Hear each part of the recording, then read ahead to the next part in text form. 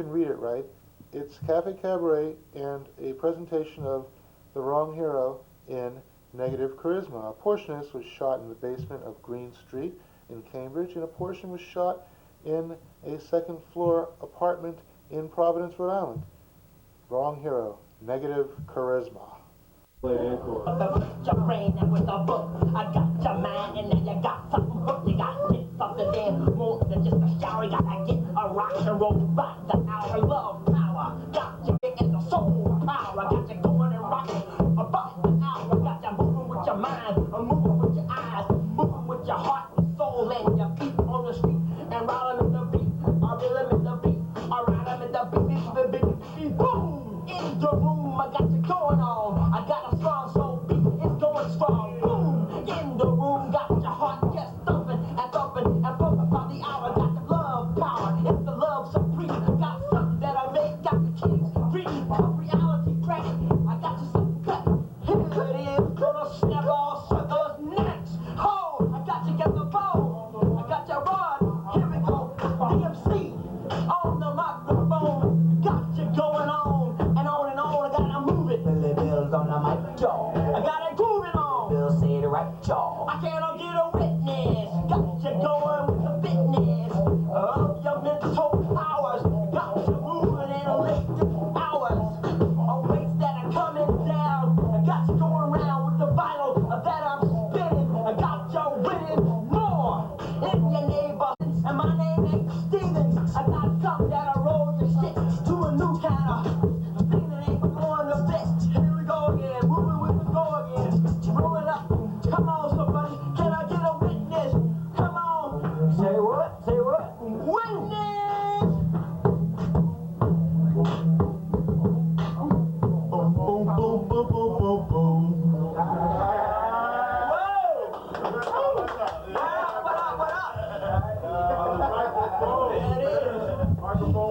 Microphones like cookies and ice cream. Before I was a teenager, I used to rock the mic, and let me tell ya, I had a friend named Ike who used to kick it on the boulevard. Let me tell ya, two-pack was hard. I was gonna tell ya, one time for your mind, two times for your soul. Come on, get old. Let me kick the mic on the Friday night. Oh no, it's Saturday. It's Saturday. It's Saturday. It's Saturday. Me a chop, me a chop, me a big a chop, me a chop, me a chop. Okay, the mic be full. Thank you for that introduction. This is like a high summit meeting here. And there's the Grand Puma! Thank you. Thank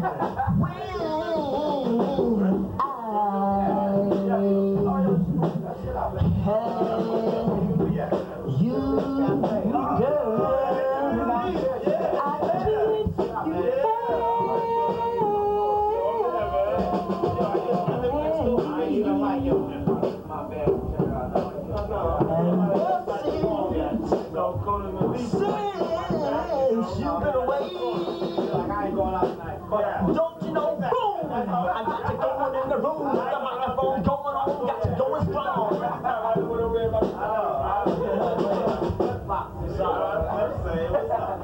What's up, man? How do you follow that, huh? Oh man, we gotta do some like very easily. No, man, you got some good stuff. I know how you guys are thinking now. Hey man, what's this fucking doing here? We got some good stuff here, let's do it. We got some stuff. Alright, feedback. Cool. You're right. Man, you got some good. I wish I did have something like that.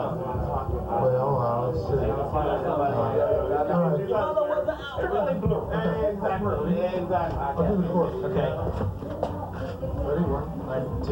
Your mother was an outlaw. Bow, bow, bow. Your daddy was a tune. Bow, bow, bow. Rock monster. Bow, bow, bow. Let me in your room. Bow, bow, bow. Break the rules. Pow, pow, pow, pow. Don't need no school. Bow, bow, bow. We know who you are, so don't try to run away. Pow, pow, pow. Don't need no school. Rock and roll school. Bow, bow, bow.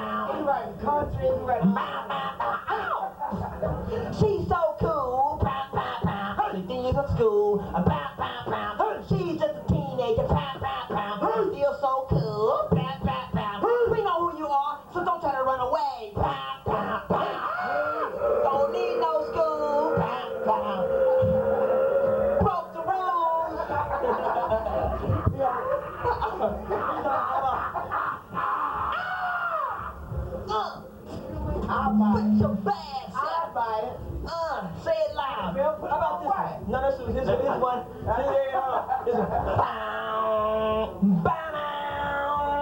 Boom, bow, down, pow.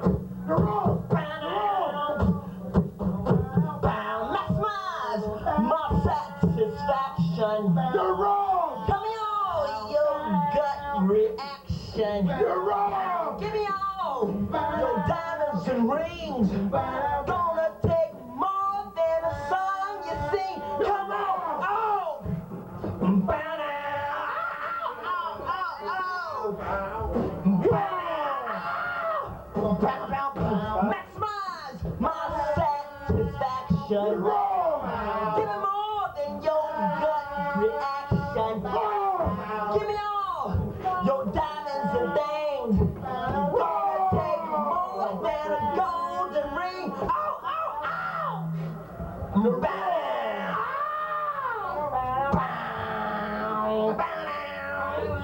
So wrong. There you go. Yeah, that's I right. see somebody got my voice. So wrong. Yes, shit, look at that. I like that to maximize my gut satisfaction. Go ahead. Economic gut reaction. No. How about no? Oh, I got one. This is fun. This is fun. Check it out. Come on, if you need some, you'll sing it. Come on. This was called. I don't know. What we doing? We just make it up as we go. How about this one? It goes. How's it go? Oh, Pluto. That's what it goes. Something about Pluto. How about that? It's out there on Mars somewhere, ain't it? I know how it goes. Here it is. It goes. Stratosphere. Pluto. Something else. Okay.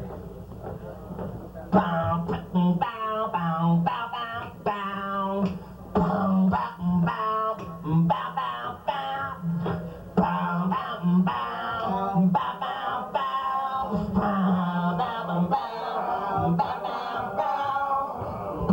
JD, we gonna funk rock this place. We going flying on the ecstasy. We're gonna go on planet ecstasy. My dog Pluto can really jam. My dog Pluto can jam like this. This is my girlfriend QRSV. She really knows how to rock me. My girl Pluto is QRSV. She really knows how to rock the blame.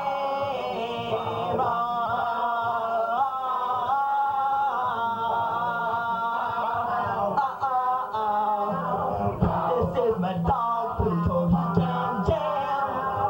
He can jam the rock the band. My dog Pluto can really jam. He really thumps rock the band. This is my cool man Chuck D.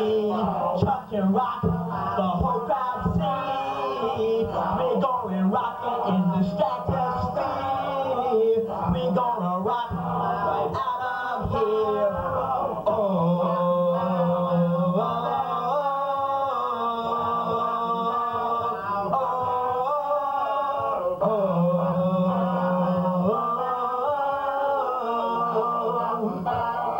Rock right now. Hold it, brothers. This is the beat of the week. Come on, hold it. Ba, ba, ba.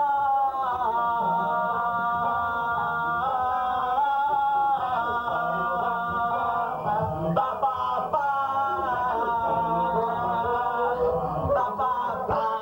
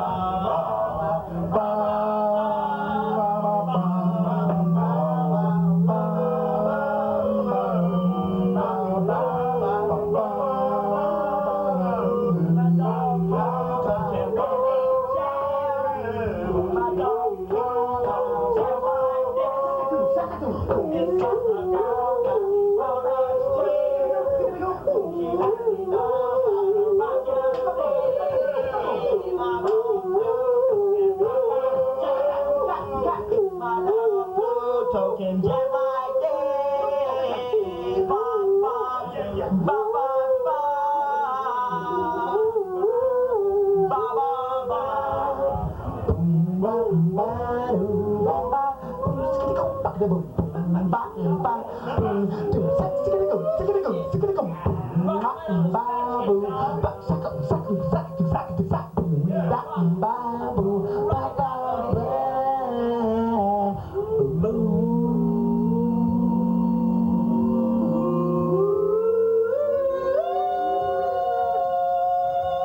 think we have one. We should have a tape.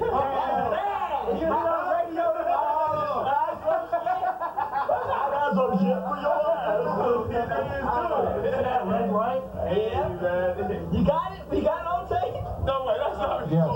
Yes, it is. That's my copyright. That's my shit. I got another one for you. No, wait a I minute. got it. Let me do my set, and then we'll just like that. Listen, guys, I'll get one of you guys an audio tape of this if you want. I love it, man. I love it. It's great. Of course, my own contributions to this band of musicianship were perhaps not such that I would want to keep this in my own archives.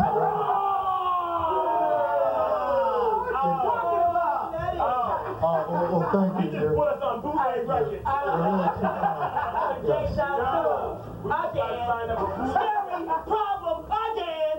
Well, listen, why don't you guys have a seat and we'll start the show. And, oh, there aren't any seats. Well, there's a big sofa there. There's some chairs in that little back room, but be careful because there's a wire. You can bring the chairs out if you want. Careful of that wire. Well, no, it's just, see it? It's right on the floor there. So, well, maybe that wasn't such a good idea to send y'all in here.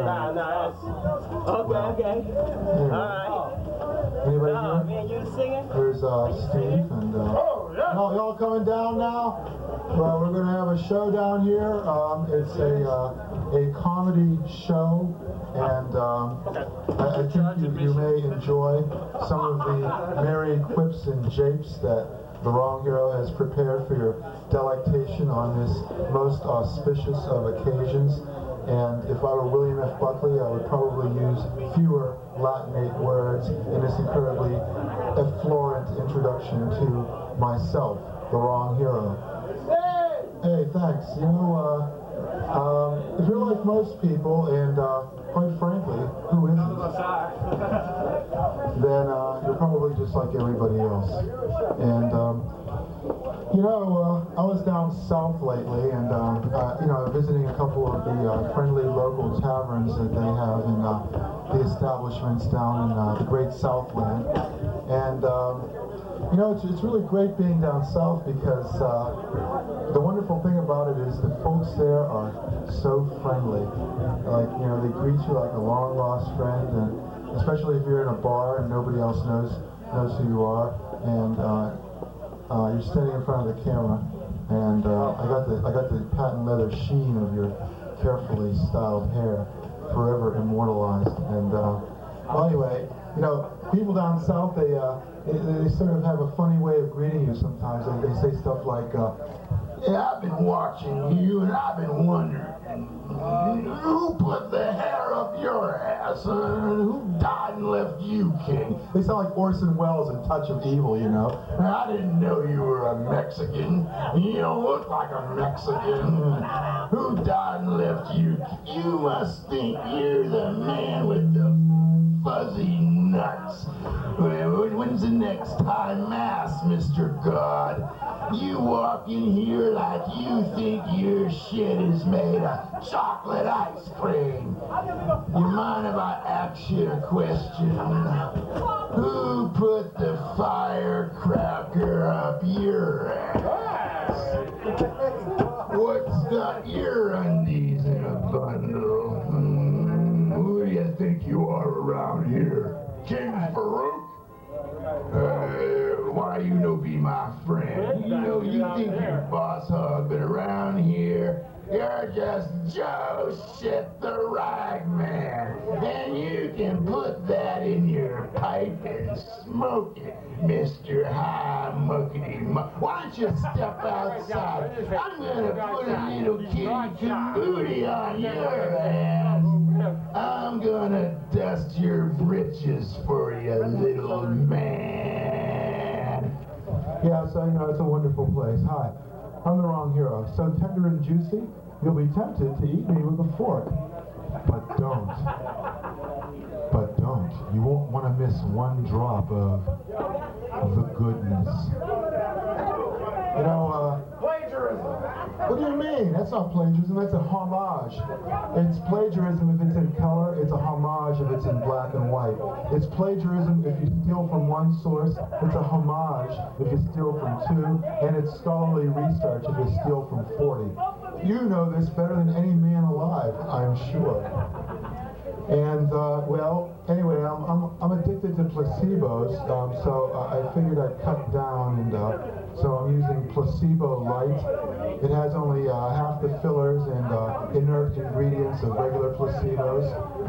You know, it's really tough quitting drugs, because, like, what do you do all day with your friends that you used to use drugs with, and they've all quit too? It's like, hey man, get a hit of that air. Hold it in, hold it in. Oh, wow, man. Just hold it in there like that. Hey, man, that stuff's pretty expensive. You don't want to waste it. Hold it in, man. Just hold it in. You know, I was also addicted to Spam, but I cut down. Now I'm on Spam Light. Only half the salivary glands and hog eyelids of regular Spam. So, that's cool. Hey, maybe if I started a drum roll. Yeah, if I act like I'm going to break the equipment, the band will come down at least, right? If I can hit these sensitive drums with a heavy crowbar. The tom-toms. The tom-toms. They're driving me mad.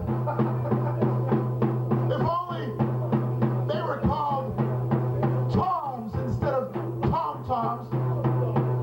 Drive me half mad. Half mad? That's like half crazy. Well, you know, I'm doing the here for breakfast diet. Glad to see you guys are leaving. It's a wonderful homage to my incredibly vast talents. That's okay. I saved all the A material for later. Like, I'm just talking. Can I sing the national anthem? The national anthem. Yeah, but listen, let's do it in rap or something, okay? You know, listen, I gotta tell you about the national anthem. Francis Key was a one-hit wonder. He wrote one fucking song, the Star Spangled Banner, and that's it. What else has the fucker done lately, huh? One-hit wonder. And you know, the national anthem is kind of lame. It's written in this sort of incredibly Germanic style where the sentence takes 15 minutes to come to the end. You know, it's like, oh, say can you see by the dawn's early light what so proudly we hailed at the twilight's last gleaming, whose broad stripes and bright stars through the perilous night. I mean, what is this fucking sentence gonna have a verb already, you know? And so, you know, I'm thinking, I was walking down the street, I was really chilling, and my brother gave me some penicillin. I was looking at the flag, and it was such a sight. It was waving at the flag, it was red and blue and white. You know, I mean, so, I don't know, that's just an idea. That'll work. Yeah, we'll do the national anthem after the show. That's always a good way to end the show, but, I gotta tell you about this diet I'm on. Oh no, it's the lame mother-in-law golf and diet jokes. Holy Jesus fucking shit. What the fuck? Anyway, yeah, I'm on this diet. It's called the beer for breakfast diet. Brain fat just melts away like magic. And every time every time there's no laughter, right? Okay, it's like, prepare ye the way of the Lord. I'm in the zone. I'm in the zone, Daddy. I'm in the zone.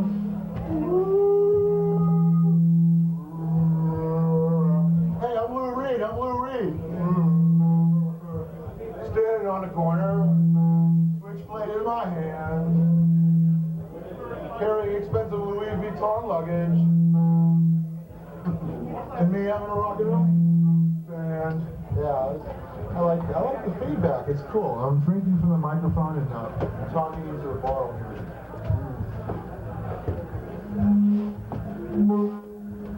If I do this enough, the band will come down. Oh wow! Listen to the harmonic overtone. I'm in love with her and I feel fine. Okay, well, you are witnessing seeing the disintegration of the wrong hero before your very eyes. Okay, 4 people, that's almost a quorum. We get 8 more down here and you can vote at the Constitutional Convention. You're going to put your wife in her car. All right, then I'll just fiddle and diddle for like 20 minutes and you're going to put her in her car and do what?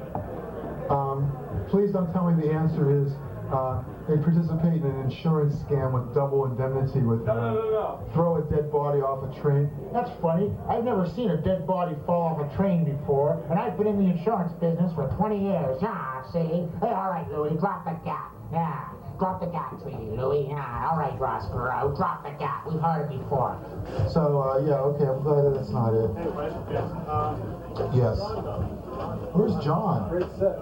Yes, Thank you very much. Appreciate it. Thank you. I appreciate it. It's really cool. Well, okay. I'll wait for you all to get settled in here. No, I'll pretend that I don't notice you. Did you say go away, Francis? No way. Oh, no way, man. That's like something an 8-year-old would say. That's not what it said. It's like, I'm going to put your eye out with a pistol. No way, man. You're not going to do that, man. Yeah. It's like, isn't it funny how 8-year-olds are a perfect barometer of the fashions of 20 years ago? It's like, that's bogus, man. You know, and this squeaky little manling voice.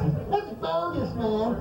Ew. You ate a whole slushie without stopping. You know, they're like imitating their older brothers who drink beers without coming up for air. Oh, wow, you know, and all this stuff. And it's fascinating, really, in a way, because the child is father to the man, I guess. And is that why in the mid-60s all the little kids were in the World War II stuff? Yes, not only that, but ontology recapitulates phylogeny, right. Right, and it's funny, like, you know, babies are cute, kittens are cute, all the way down the animal chain. Baby rats are cute, I suppose. Baby silverfish, adorable. Baby protozoans, it's to die for. And, well, I wouldn't go that far, because basically they're eggs. And you know what General Custer said about his policy of killing women and children? Nits make lice. He was referring to the fact that lice eggs will hatch into lice, so it's best to kill Indian babies and papooses and squaws and all that shit. Isn't that wonderful? It's the wide world of genocide. Genocide wrap-up today. Hello? Who? Alex is not actually physically present here. We might be able to go and find him. In the meantime, since there's a performance in progress, we will put you on hold. Unfortunately, we don't have a hold button, so you'll be forced to listen to this unendurable path. Go grab Alex before it's too late. He might hang up. The clock's ticking. It's a Mission Impossible match. You know what we used to do when we watched Mission Impossible? He'd light the match, and we'd go, ooh, he's playing with matches. Yeah, it's just a charming anecdote from my childhood there, which, you know, I didn't really have a childhood. I just watched television all the time. My childhood was the Brady Bunch childhood, you know. It's like, he hit me in the nose with a football. No, I'll never be a fashion model. You know, that kind of thing. Those memories are more real to me than, you weren't able to find Alex? Yeah. Oh, he's coming down here? You got it. So, you got it. Okay, so I can hang up now. All right. Excellent. So anyway, the thing about comedy is there's a lot of anger that people express when they do comedy, and the thing that I'm angry about, unfortunately, is that there's nothing left to protest anymore. And I mean, you know, the 50s had the nukes, and the 60s had Vietnam. Oh, come on, a fourth-rate tin-horn dictator decides to thumb his nose at the USA. I mean, you know, it's not like Saddam has the patent on killing Kurds. You know, like, you know, look at Iran, look at Turkey. They've been killing Kurds all along. It's like, how come Turkey gets to kill Kurds and we don't? See, because 8-year-olds also have an exaggerated sense of fairness. You know, it's like, it's not fair. You were giving money to Iran back in the 70s. You didn't give us any. Now we're going to kill the Kurds. You're getting all mad. And, you know, but unfortunately, a temper tantrum, excuse me, move over, please. Thank you. Otherwise, we'll be looking at the back of your head when pointy-headed aliens examine this video in the year 200,079, and they'll be going, ah, yes, a brilliant performance by the Earthman, the wrong hero, but that man's shiny head got in the way, and so the tape is irreparably damaged, and this invaluable performance has been lost to the ages. And I love this music in the background. I mean, you know, this is like cutting edge in 1978, wasn't it? We got the bump. We gotta have the bump. Cerebral lyrics, man. Einstein is like sitting there with Heidegger going, I wish I'd thought of that. Once again, you're standing directly there. Thank you. Different levels of feedback depending on where I put the microphone in the room. See, that's the... See, I can do it. It sounds like a sick bull whale on the beach, you know, like, help me. I'm stuck on this beach. I'm a big stupid whale. And that's my seagull companion. Please help me. I'm a big stupid whale. You know, you can save the whales, but who's going to save the humans? That's what I need to know. So, anyway, the thing is, you know, there's nothing to protest anymore because there was, you know, nukes in the 50s and in the 60s there was Vietnam. Somehow you think that's incredibly hilarious. I don't know why. You never laugh at anything but this. And in the 70s there was apartheid. In the 80s, you know, Reagan, Iran-Contra. And well, what do we have to protest? The fact that we're all overweight? You know, what are we going to do? March on Washington? No more eggs! No more eggs! Down with mayonnaise! You know, baby wants some cheesecake! Out of my mouth! You know, now we are a nation of millions of pounds. Speaking of politics, you know, Representative Susan Molinari said she experimented with marijuana briefly in the 70s. Yes, she did. Well, that's what I'm getting at. Like, you know, I experimented with marijuana too for 23 years. It was a long experiment. I wanted to make sure I got all of the details right, you know, before I decided to write it up for the medical journals. It's like, what is she, in her fucking laboratory with all the beakers and the Bunsen burners? Ah, yes. Soon my experiment will be completed and I will have created pot. Well, I'm sort of in a 70s mood here. This is sort of like what a 70s comedy club looked like before the comedy boom. You know, in somebody's basement, one microphone, feedback, and yes.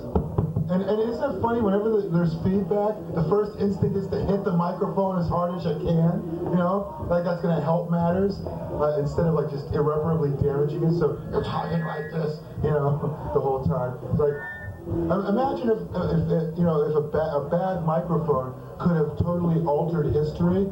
It's like December 7th, the day which will infamy. It's like today Japan. It's like, well, what's he saying? Today Japan. It would be in the newspapers the next day. Today Japan. So that could have worked, but. Hello, I'm your president, Lyndon Johnson. I have decided not to seek re-election. What do you say? What do you say? I don't know. It's something about his belly button and being a map of Cambodia or something. I don't know. So, yeah, you're old enough to remember that. Jack Kemp, he spoke at the Republican convention. The guy, you know, he really has athlete's foot in mouth, if you know what I mean. All his metaphors. We're going to go over the long pass here in this election and all this crap football metaphors. Why do people think that somehow a football player is A, innocent of murder, no matter what the evidence says otherwise, or B, qualified to ascend to the highest office in the land? You know, well, football is a complicated game. You know. Hi, how you doing, burly stranger? Good. Yeah. Okay. Cool. Watch that wire. Watch that wire. Don't step on the wire. Betray. Betray. It's all betray. no matter what. I mean, you know, it's like death, nervous, evil, sacrifice, betray. It's like a litany. The music's getting louder. Don't worry, they're intact. I didn't damage them too much with that crowbar, and it's wonderful. So wonderful.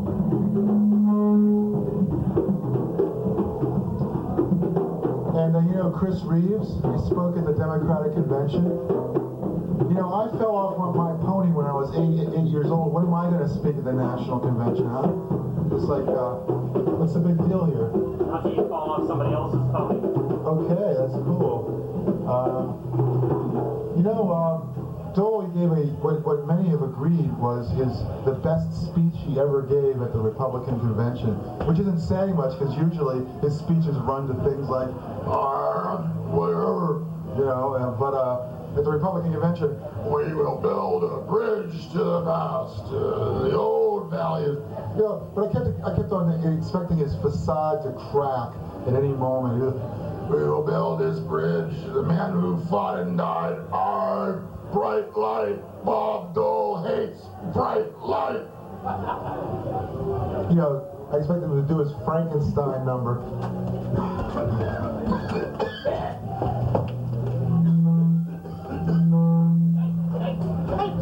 Hey, Francis, you now have 5 people watching you. The biggest audience I've ever had in my life.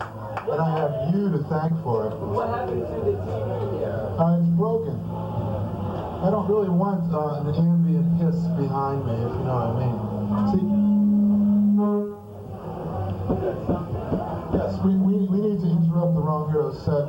He's like, hey, I'm just, you know, I was just trying to cause mischief, Mom. It's the 8-year-old excuse all over again. You know, it's like, why did you throw rocks on the roof of our neighbor's car? I was just trying to see something, Mom.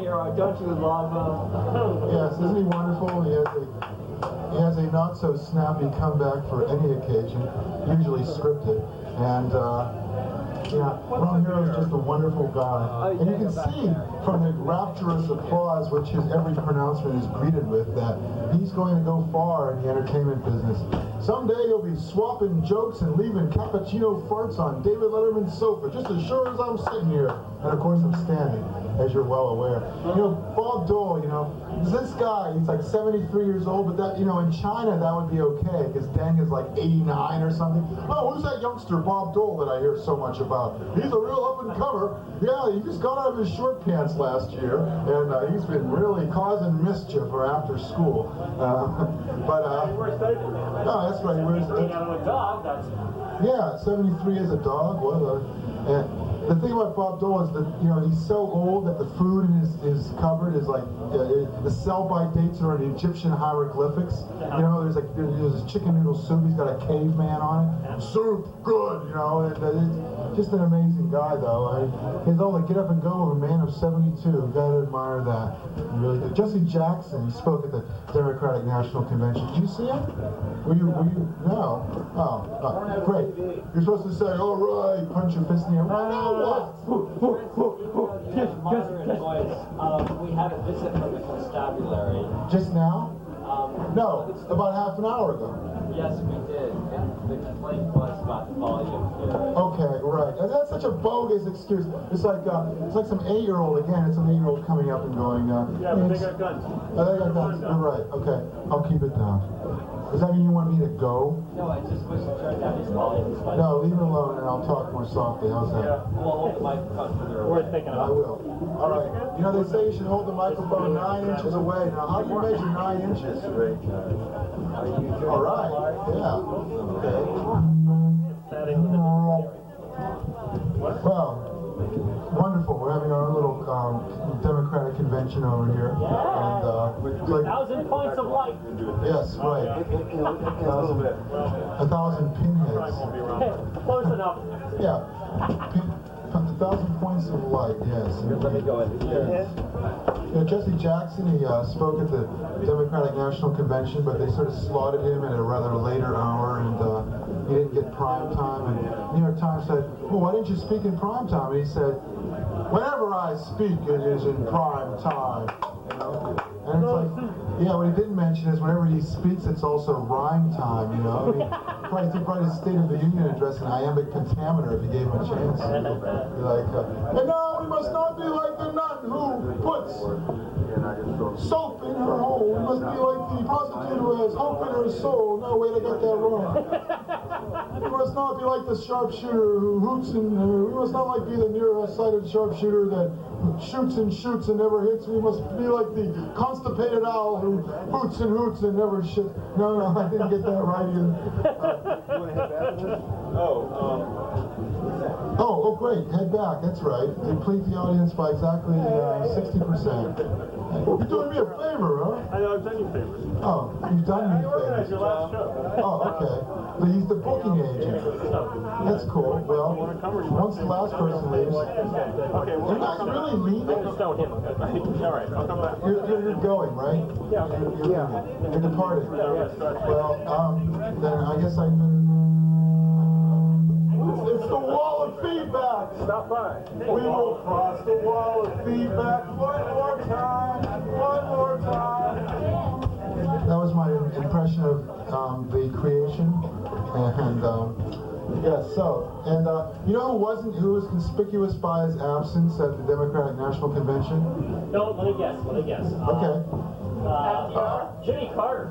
Jimmy Carter was not invited, but no, you know he was invited, but he was invited at like 11:50. That clown who came in '92, the basketball player from New Jersey Tech, what's his name, Bradley? Bradley? He was invited, but not Jimmy. Walter Mondale? No, Walter Mondale. Yeah, I think he was there. Who? Walter Mondale. You know, he makes Bob Dole look like Mr. Excitement there. That's right. Who was conspicuous by his absence? It was Jimmy Carter. You guessed right, friend. Jimmy Carter, of course. He was too busy building houses for the... As long as you're going to leave me in the lurch, you might as well horn in my act. Walter Mondale, 1984 campaign against Reagan. Mr. President, what are we gonna do about these god-awful nuclear weapons? Well, around where I'm How's your from, Mondale, pal? we call them nuclear weapons because they create a nuclear opportunity for us to dominate the Soviet Union, which It's is because we're all Harvard grads. the evil empire. Oh, really? I didn't know that. Don't step on the wire. Attention, man in the bunker. Do not step on the wire. What house? What year? Attention. I was kidding. Oh, okay. Is it gonna work? I have a confession to make. I'm a seventh sister. Did you go to Harvard? Yeah. What year? What house? What year? National Water. 93. 93. That's like 2 years ago. What, class of 93? I went to school with your parents. Really? I was class of 79. At Harvard? It's a small world, A man. little after that. And now look where I am today. Isn't that cool? We can like talk. I was in Quincy House, man. Yeah, I was in Q House. You went to school with your parents. Played foosball? Yes, I did. And I lived in Cloverly for a year. I lived in Courier my freshman year. And not only that, I played the pinball machine Tommy and squandered all my quarters and didn't have enough money to do my Survived laundry. the generational barrier? Oh yeah, sure. It must have been that movie We used starring to- Glenn Garrett. We used to play Space Invaders, Dude, you if we're know. gonna bond, the microphone is an unfair advantage, really. Oh, that's not right. I'm sorry. This is a show. Go ahead. Yes, I'll look. heckle you comment. Okay, cool. Just heckle me and me alone. Sorry. Advantage is such a secret. So, yeah, Carter was not invited at 11:50. He was invited, though. At 11:59 p.m., the night before the election, Bill called him up and says, "Hello, Jimmy, is that you? Yeah. Well, would you like to come to the Democratic National Convention?" Well, Bill, it's kind of short notice. I don't know. When you say Bill, you mean Clinton, not Billy Carter, right? No, not Billy Carter. Right. You don't want to make that mistake. Clinton is the one A who... long distance call in that case. That's You fine. literally die, not Yeah, die in the well, ratings. don't step on the cable. Do not step on the cable. Okay, but let's see what happens.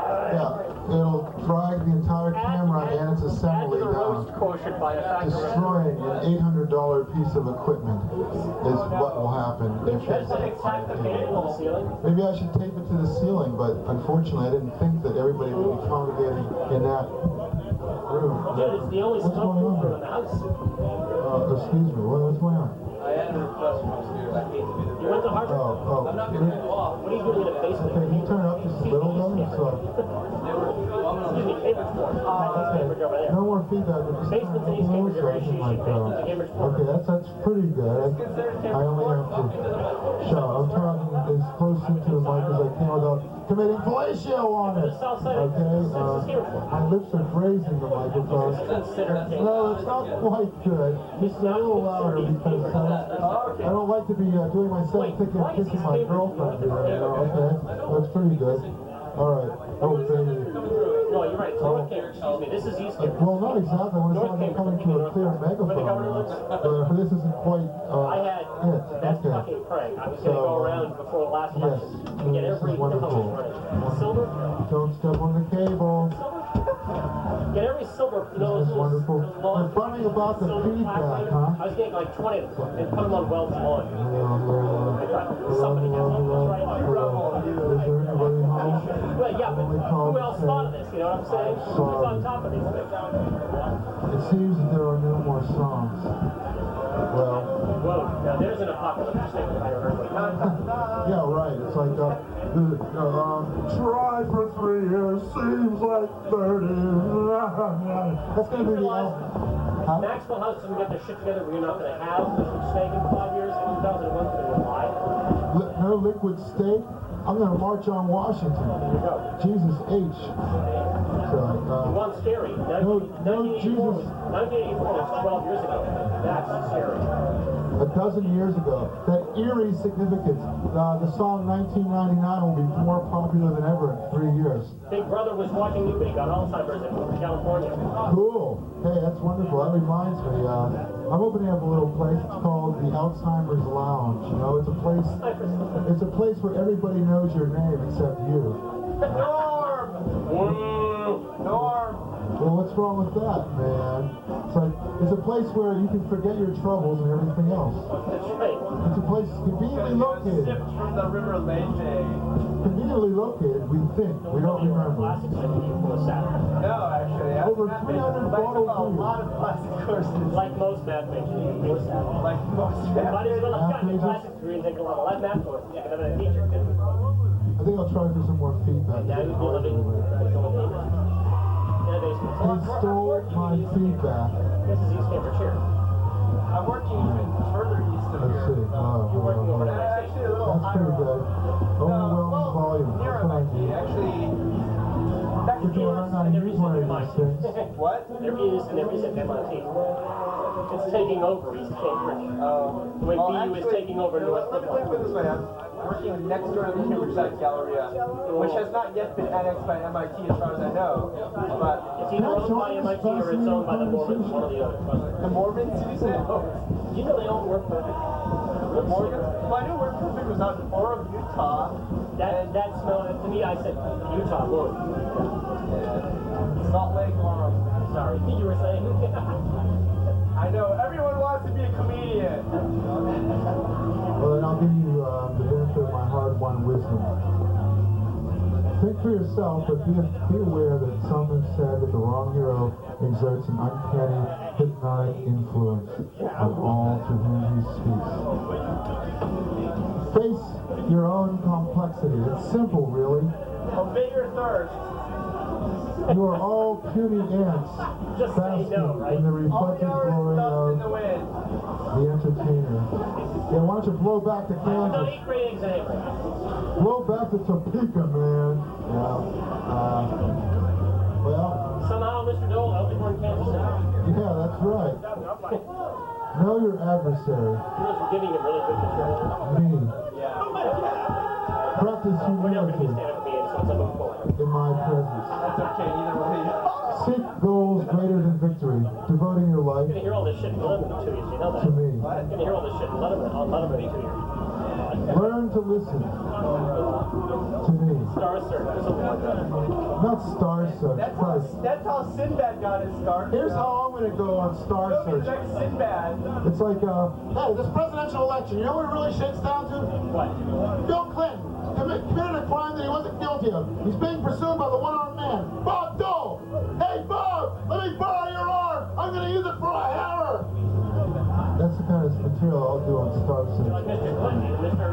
Carter, you hammer in the morning. Right. Yeah. know, around here, that song, If I Had a Hammer, All over this land. should be more like If I Had a Gun, you know?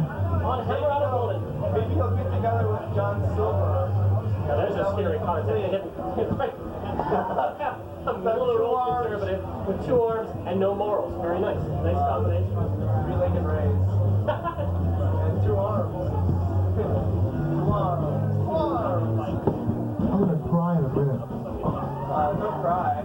Oh, this isn't going all the way I thought it would. Welcome to stand-up comedy, pal. Yeah, stand-up comedy hell, right, You exactly. might want to sit down for me. Yeah, right. I mean, at least I'll be Don't sit on that, okay? I'll be the only comfortable one in the It room. used to be comedy becomes something else you can do. Oh my. Yes, it'll be performance art, man. Yeah, well, this is East Cambridge after all. All right, all you That was really good. all you schizophrenics out there, if I can have your divided attention for a minute. Get it? I can do this, can you? Sure, I can do it. Okay, go for it. My girlfriend calls me tripod, man, you know, heavy. That's Your right. girlfriend calls you tripod. Yeah, dick jokes, all that. She said, I thought oral sex meant we talked about sex. And it's... Arrgh! Yeah, Bob Dole is stand-up. Arrgh! Bitch to the past. Arrgh! Jack Kemp's a good man. Arrgh! Arrgh! Guaranteed health care. Who needs it? I'll let you keep more of your money. He sounds like a pirate, you know? Just arrgh, mateys. He sounds like a parrot. So how come Clinton won't release his medical records? Because he has VD. Get it? Wait, didn't he? Yes, he refused to release his medical records because... Virtual Democrat. And the Republican think it's because he has VD. Bill Clinton has cooties. You know, again, it's the 8-year-old mentality kicking in. Seems to be a recurrent theme tonight. Don't step on the cable. Do not step on the cable. Thank you. Mr. Microphone will die. Yes, Mr. Microphone. No. That will really be alive. Yeah, really. Oh, you have one admitted. Then it'll be... You have 2. I do have 2. How do you know? They were gifts. Yeah, well, why do psychic fairs have to advertise? Answer me that. Actually, one of my friends is delivering pizzas, and some psychic was called up and ordered one and was being an asshole to him. So when they asked when it was getting delivered, he said, well, don't you know? That's a hot one. Bob Dole likes that one. Bob Dole's gonna try that one, but Bob Dole doesn't eat. Jeremy Timbers will win this election. Cake with John Silver. Pieces of background. That'd be like, hooray for General MacArthur! Pretty bird! Polly, what a parrot! Probably want a tax cut. Poll want a tax cut, you know? Yeah, and he thinks the laughter curve's like a good idea. The what? The lower tax. The laughter curve. Revenue that didn't work in the 80s. Wait, one more time? It's Oh, the, you mean the trickle down? trickle down Give theory. it to the people who are rich and they'll pass it on to the poor, blah, blah, If you blah. piss on the legs of poor people, it'll trickle down, you know? That's right. That's my father always says, you know, trickle down means somebody's getting pissed on. But the laughter guy was Damn an straight. economics PhD guy who now shows up in Cadillac commercials every now and then. Oh, yeah, of course. But the point is that he made his, doesn't matter what he said, he made his point. He's got a PhD in economics. Why wouldn't he be driving a Cadillac? He's got a Cadillac, the best damn car ever made! That's You right. know? I mean, so we expect them to be talking Hyundai XLs. You know, as an economist, I buy 2 XLs for the price of 1 Ford Escort. That way, I have spare parts. You know? It's like You never have to replace the car, right? Oh man, you ever see those Saturn ads with the? I don't know if you guys watch my I stopped the line. The what? I stopped the line. You know, I felt bad about the cars. Saturn? The Saturn ads, just the one with the guy who was really happy about the one day he stopped the. Oh, yes, right. Did you see the one with the black guy who's driving the big car full of Cadillac, full of cars on the back? You know, the big truck that has. Oh, you missed that one. It's like something out of Step and Fetch It. It's really a grotesque ethnic stereotype. It's like, well, I'd like to drive around the country telling people about these new Saturn cars and ask them if I can shine their shoes for them. And it's like, whoa, it's just amazing. Well, you know, who are the geniuses that named the car Saturn? You're aware, of course, that, you know, Mars is the god of war, Venus is the god of love, Saturn is the god in Greek mythology who devours his own children. This is a great name for a car. Maybe it was their sluggish Saturnine disposition. Well, you couldn't really call the car Uranus, could it? No. Nor could you call it Pluto. They would think... Take that fucking dog with a little foot ornament like this. Great image. Yeah. Well, I don't know. Well, they have Mercury. That's covered. That's what I say. You call it Saturn because of Mercury. You can't call the planet Venus. Earth is covered. Geo, you know. So it doesn't leave very much. Oh, they just call the car Yeah, the asteroid belt. Venus, right? Not the Venus. The Venus. Come on. The Venus. They only got the Volvo, you know. Sort of trading in on. The Venus, the mileage. Yeah, that's right. Well, they can't I call hope he's the. taking notes on here. I really think he's got a tape recorder running or something. He's saying this is great. Yeah, I've been taking notes. Yeah, that's right. Yeah. You guys are funnier than me. I don't know. Just gonna hang it up right now. Somewhere in here there's a pearl, trust me. Oh, I know. That's just it. Somewhere, we didn't see it coming in. Are you telling me? Somewhere there's a pearl. You saying this for my benefit? Is this the new generation of audience? Like you start a 15-second joke and 7 seconds into it, it's like like we gave up our Pepsi, you know, you gave up your To harass the new new generation. cool. All right. You know, Just say Coke. are you aware there's a product on the market called Arudis KT? Arudis KT. Yeah. What is that? A lubricant? I have fucking no idea, but it sounds like something Scooby-Doo would say. You know, Arudis. Arudis? Arudis. Spell it. A-R-U-D-I-S. Arudis. Arudis. Sounds like an elbow accident, you know what I mean? Yeah, or something. I don't know what the hell it It's is. a blood pressure medication. And they're advertising on television, which is scary. Well, If you're not feeling yourself today, have you had your... Well, let's see. Oh, I'm feeling myself. Right, so there wasn't anything like... I know, I just saw... I'm really lonely, so you know. I I don't just saw my care if you're a first lesbian. medication for I'm elbow going breaks. against you. I kid you not. You know those freaking things that come in the 3-packs that are like medicated for the elders? This is the effect of the silver We're fox. jamming, man. That's just It's like the blood pressure patch or something. Yeah, no, I just saw my first commercial. They were saying that... I suppose if you squeeze hard enough, you know. Oh, that's just how you measure it. Okay. Whatever. Let's see. I'm desperately trying to relate here. It's kind of difficult, though. What's up? Once You got the mic. blood pressure, Yeah, I'm the man with the microphone here. Why are you fondling my belly button? Hey, you know, I'm on the Eskimo Because it was diet. there. Only 95% of the He's calories looking for from your fat. piercing, Mr. Rodman. There it is. Piercing what? Scooping snack if I Make ever the had it. Pillsbury Doughboy sound. Okay, Yeah, see the Oh, two there's the later. sound you want to hear. Yeah, that's right. That's the sound everybody wants to hear. When you're flopping, do the Three Stooges. You know, knuckle hand, boing. Okay. Always Well, fills the thank you for your. Hey, Jeff, where are you going? Coming back soon. Jeffrey, come on. This is, you know, you've been in LA, and now I can like just had a run pack of through cigarettes here, they disappeared. my really cool stuff now with all the cool people in here. It's like really special moment. doing the stuff for about 45 minutes. 45 minutes. Cool shit. 45 minutes. And why don't you have a seat over there at the sofa? Come on. Come on. Please, Chris. Come on, man. I'm gonna, oh, you just chipped my tooth, you know. Are you extraordinarily drunk or what? Can I sit over here? Okay, that's fine. Alright, proceed. All right, I will proceed. Now that, so anyway, you know, Jeff, I've been using you in my act. I say, I got this friend of mine in Los Angeles, and he's an agent, and he always says to me, What, man? You trying to film our torment? your torment? What about my torment? Alright, let's keep going. Well, we'll keep going. That's an enthusiastic response if I ever heard one. It's like, you know, it's like, I just discovered the theory of relativity. Okay, Einstein, keep going. You know? Good job. I thought you were going to destroy something. Yeah, I'm going to destroy these records, and I'll do it right now. Do it quick, man. Do it quick. We'll destroy some records. Don't do that. Yes. Don't do that. I might want it, man. If you want to, just say so. I don't know. Announce it before you fuck them up. You got Well, it. fuck them up. Okay. All right. Go ahead, break the Pat record. Benatar, right? Hit me with your best shot. Okay. That was wasn't bad. That was good. But it's my own party. Okay. Elton John, right? Take him out of the rappers. I got your an appropriate time. Have you ever, yeah, really? Like a get back, Yeah. honky cat. You got that and all, and And more. it's got Philadelphia freedom from your knee high to a man. It's like that's not the only thing that puts them knee high to a man. You know what I mean? Well, I don't know if it's a bonus. Here, No, Steve I would Miller. only bought one.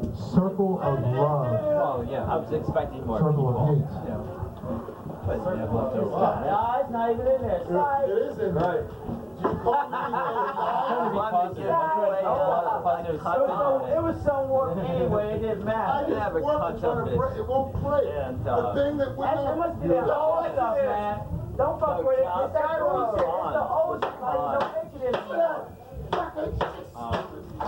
Yeah, well done. That was good. Wow, that was good. I bet it's still there's Here's what's seven happening in red contemporary country music.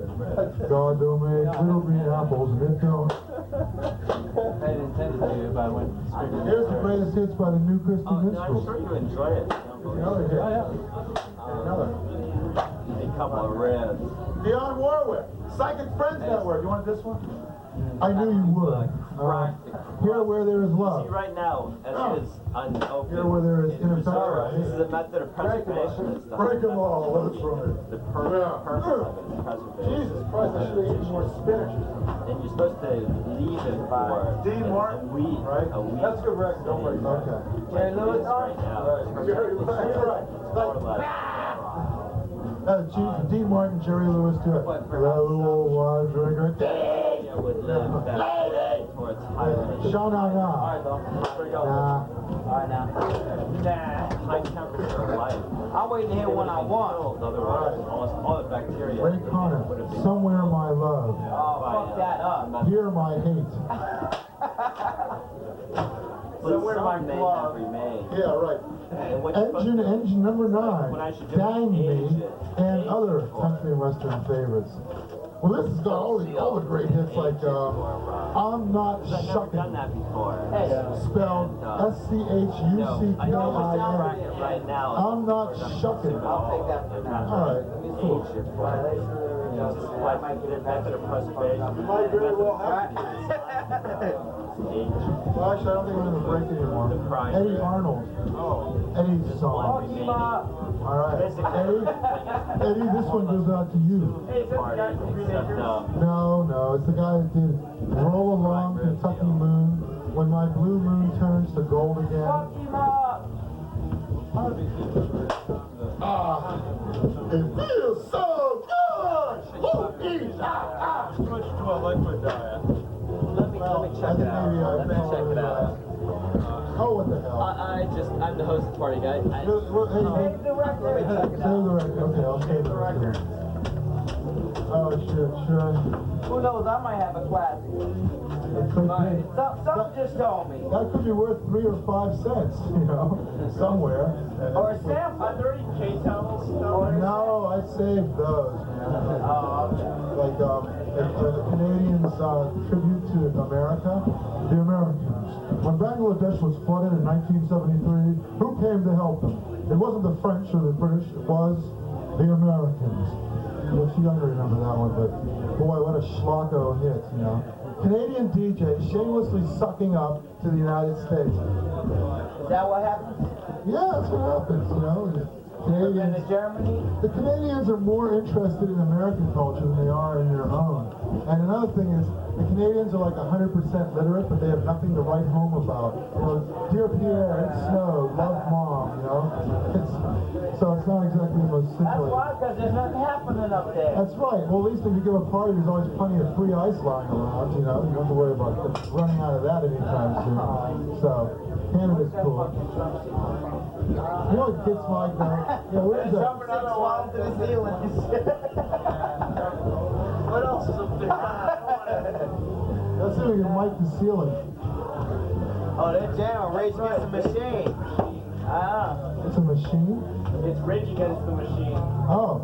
Well, you know, obviously the top of any discerning music cognoscente's list. Right.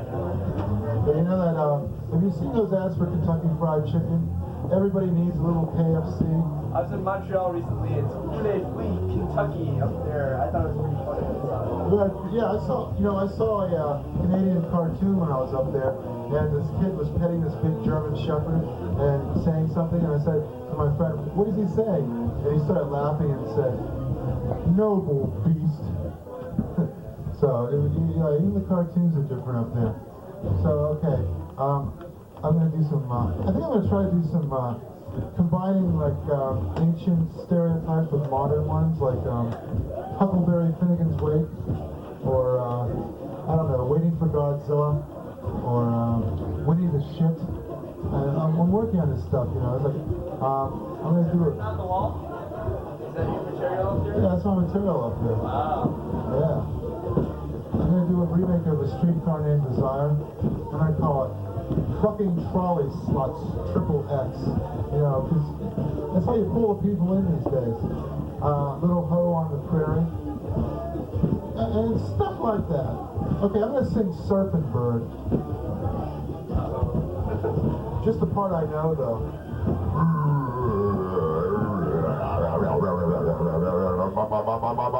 Everybody's heard about the bird. I think that's one of the most sublime moments in rock and roll. Rage Against the Machine is never going to do anything as good as that. They're not even ever going to do anything as good as Give Me That Ding by the Pipkins.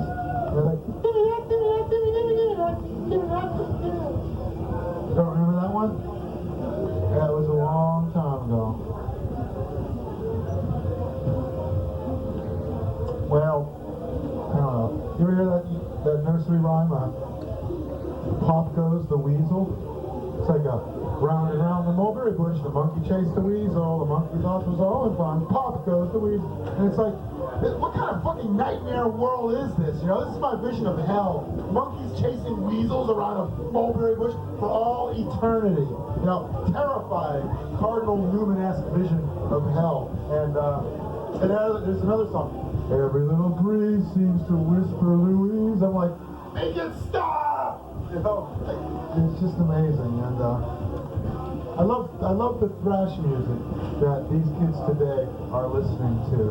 You know, but the thing is with thrash songs, the lyrics don't really matter very much. They could be anything like cross at the green, not in between. You know, Sergeant General's warning, cigarette smoking may be hazardous in your house. Hey! You know, and it's just amazing.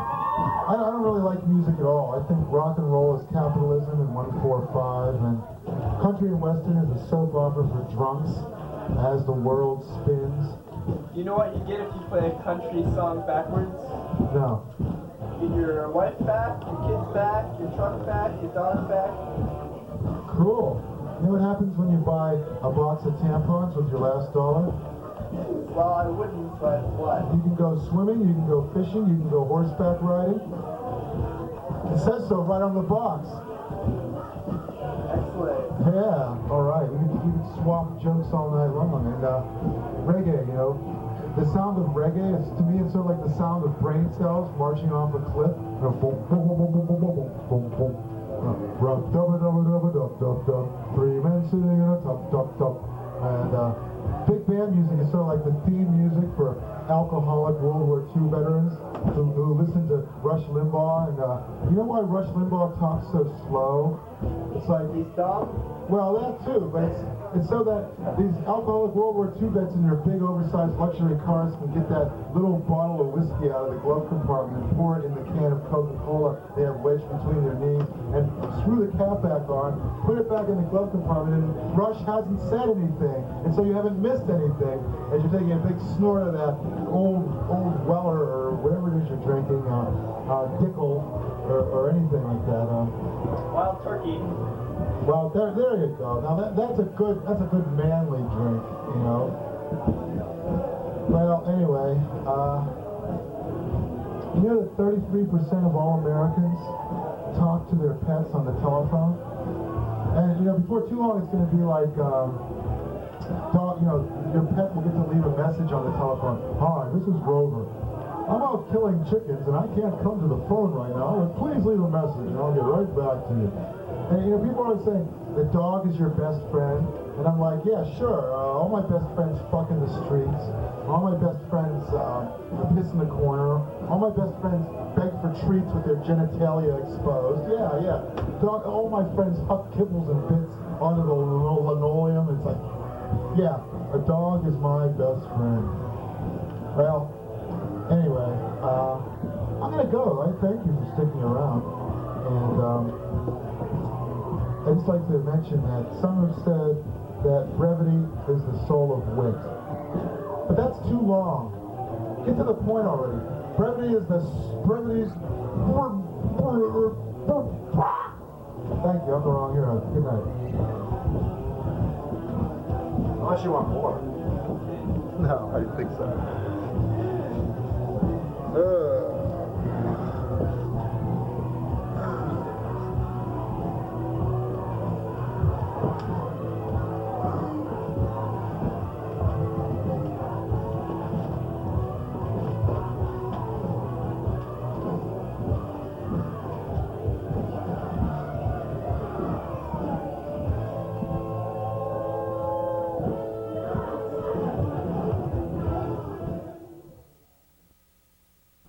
I'm the wrong hero, and after a performance like that, you probably wouldn't blame me if I elected to hide my face for a while. Well, this is negative charisma.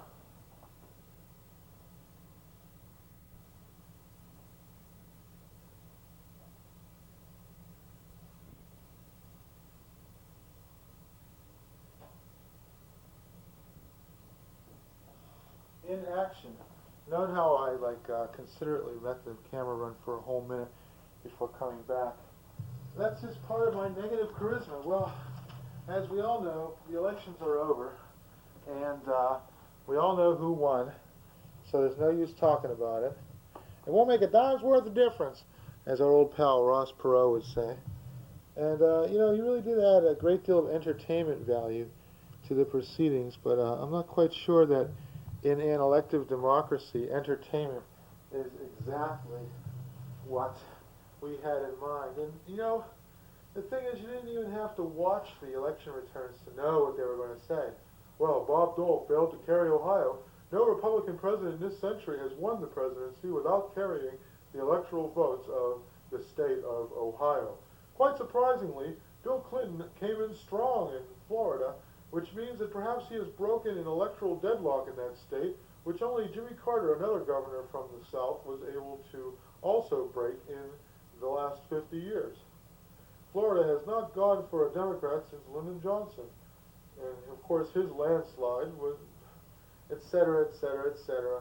Clinton made a very strong showing. He didn't quite get his wish of winning the Republican Congress over, but nevertheless, his second term bodes well for his future presidential success, blah, blah, blah, you know, all that crap.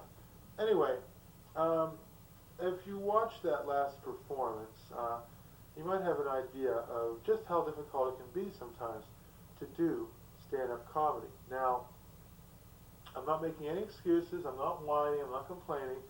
I have had similar circumstances to this in my comedic career in the Boston area. I have been a virtual exile from the Boston comedy community in times past. It's nothing new to me, so it's, you know, it's all water under the bridge. It rolls off my back like a duck, and I guess next week you'll be seeing performances shot by Tom Blue during another similar period of exile, I believe in 1989, 1990. It must have been 1990. I was going pretty strong in 1989, and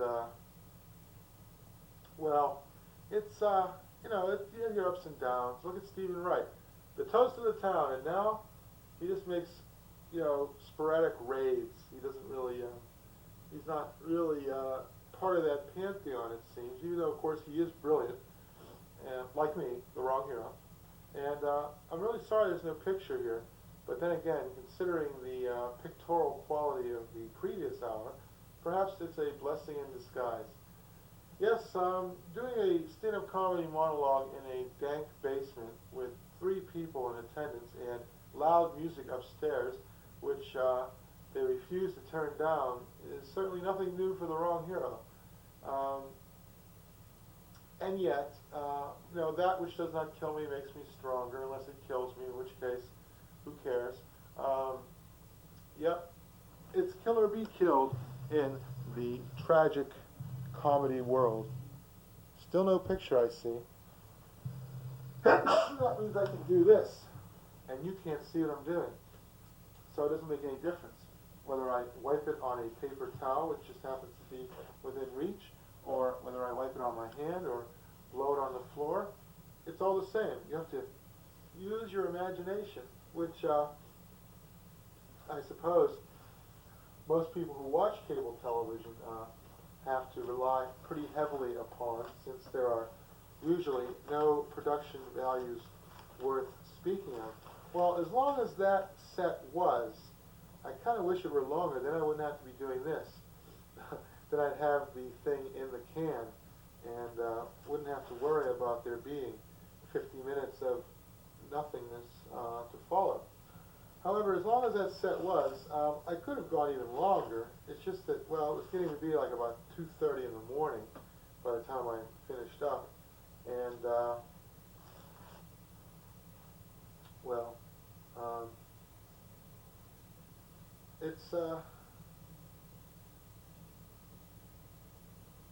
it's crazy. That's all I can say. Just crazy. I'm even beginning to forget my own address here. And I'm sort of staring stupidly at my notes. Gee, oh, I see. Yeah, this is it. 209 Green Street. 9/14/96. What parts didn't I get to do? Well, I have a feeling this is going to be a real debacle here, because now I don't remember what parts got left out and what parts I actually did. And it's going to be pretty tough. Well, let's see.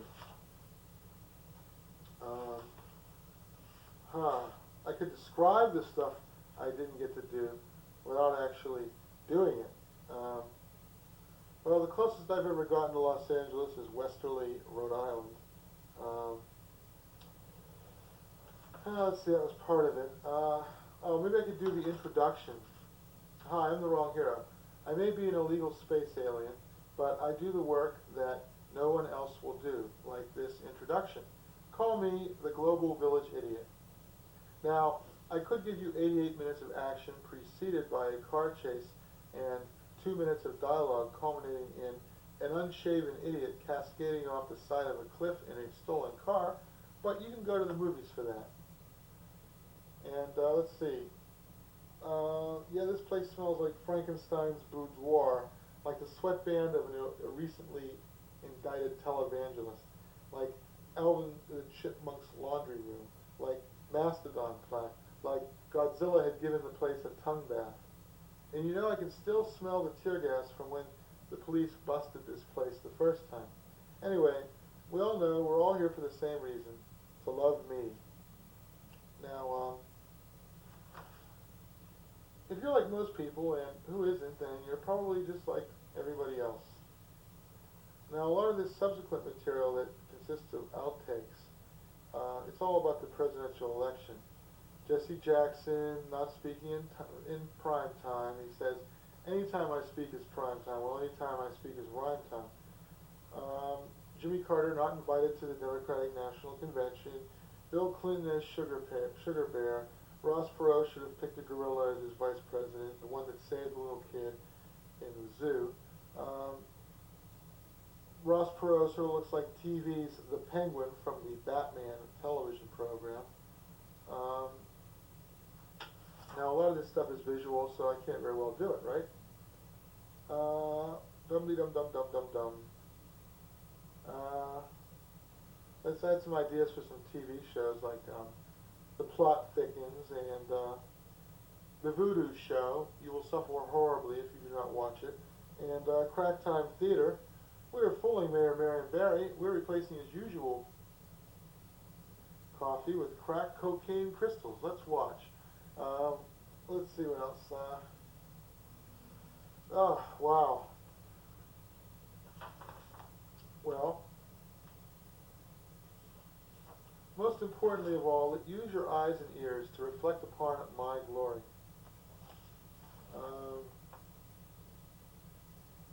Learn to listen to me. Learn to engage unlikely allies like the wrong hero. This is really monotonous.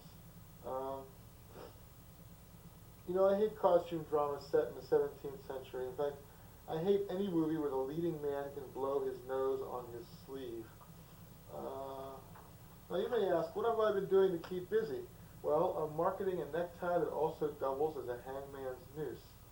I was thinking of sending it to Rush Limbaugh if Bill Clinton were re-elected, which, as we know, he was. I'm developing something they call the healthy Eskimo diet. Less than 95% of the calories from fat. Now here's a news flash. Scientists at Purdue University have invented edible soybean crayons. And yet, some fools still insist that there's no such thing as progress. You know, if Jesus came back to earth, I think I'd be in awe and everything. I'd go, awe. But I wouldn't be that much in awe of him. You know, I think I'd walk right up to him and I'd say, hey, Jesus, the halo, how do you keep it clean, huh? I got some halo polish here. Only 15 shekels and it's all yours. Well, I don't know. I'm out of material already. How do you like that? I have nothing more to say. It's going to be a long, long set, isn't it? I mean, I have all my material from 1996 here. I suppose I could go over it and give you some of the highlights as a sort of best of anthology.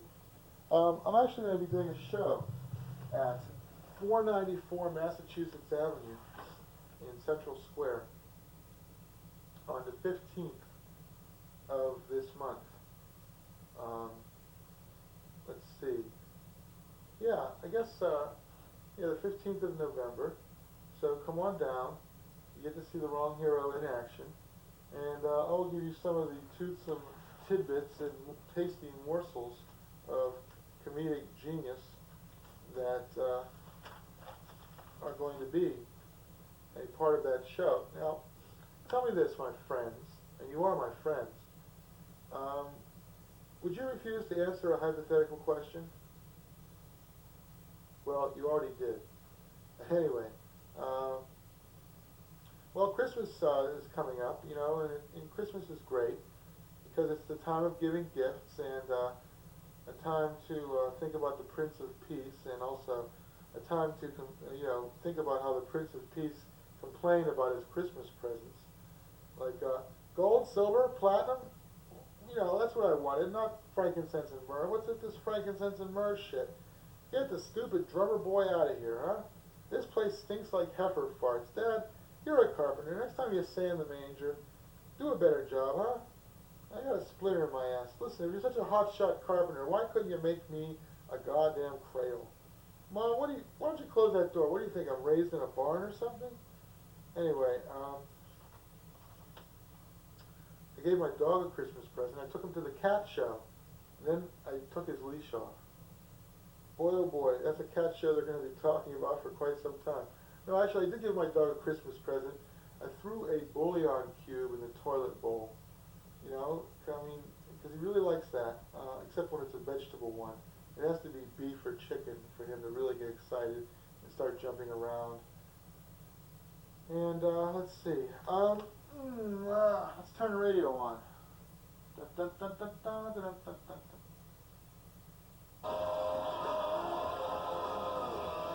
Enough of that. Yeah, I heard enough.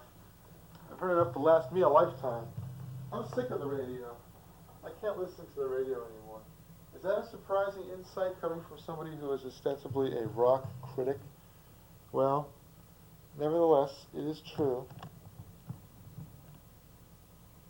Well, let's see. I will now change this to negative to suit the theme of this program, which is negative charisma.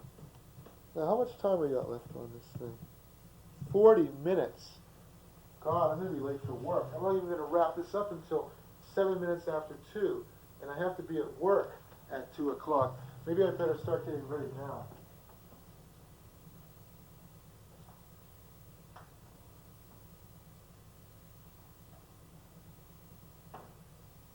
You know, I had hoped that this would be a much better show than it's turning out to be.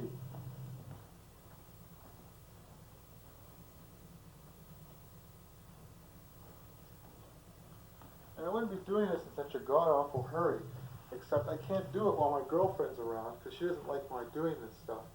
And it's a hardship, And I gotta get this tape to the station tomorrow, because I'm not gonna be in town on Monday, and the broadcast date is Tuesday. I should have done this one first while I was still fresh. Maybe I could find some old tape recording of myself and play that and then get ready for work. That's an option. Let's see, do I have any old tape recordings? No. Nothing that I could, like, fetch in time. I wish I'd thought of this sooner.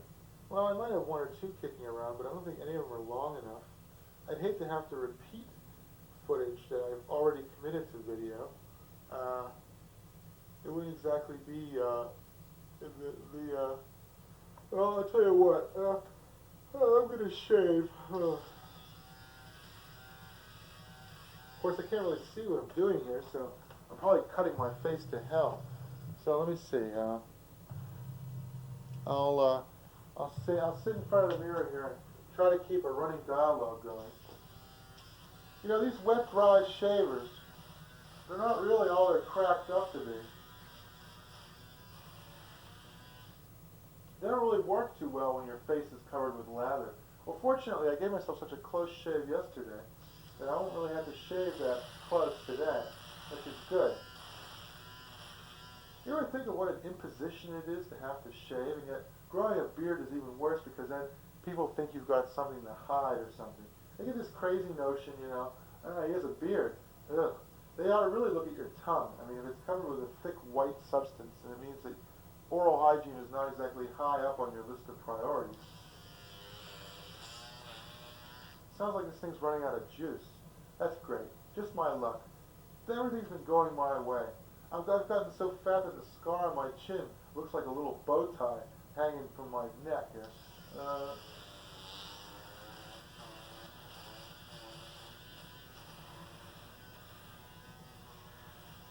See, my whole ritual here is, I get all stinky and stuff, and then I take a shower before I go to work. Just before I go to work, so I smell good. And well, I got a sore throat too. I've had this sore throat on and off for weeks. Well, it seems like weeks. It's been days actually.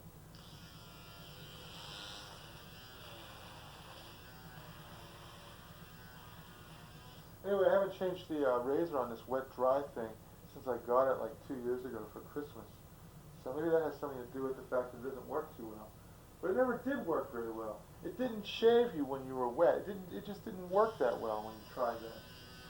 They say, use this razor and nothing else for a month to get your skin accustomed to it. And it's like, that's impossible.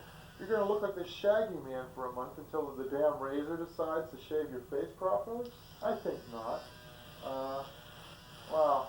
I'm really glad I don't have to do it too close a shave. So this would be a disaster if I did.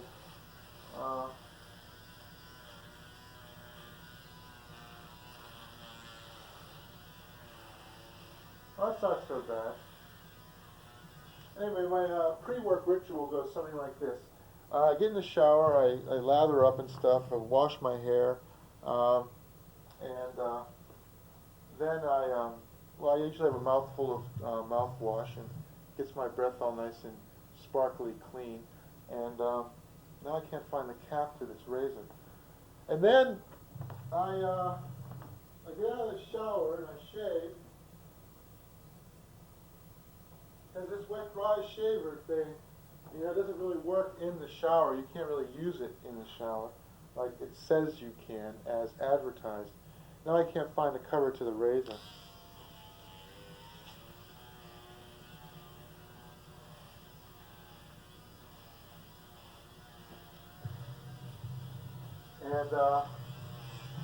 And, so then I shave, I brush my teeth, I get dressed really quick.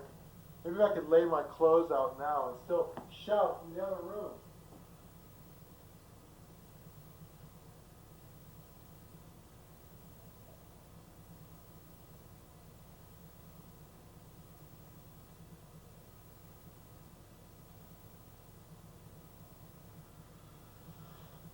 Truly, this is not going to work. Because this stuff is so time-consuming and everything. Let's see if we can get a picture on this at least. So you can see my glowering visage for the last half hour. No, looks not. Well, I don't know. This camera's just about seen better days.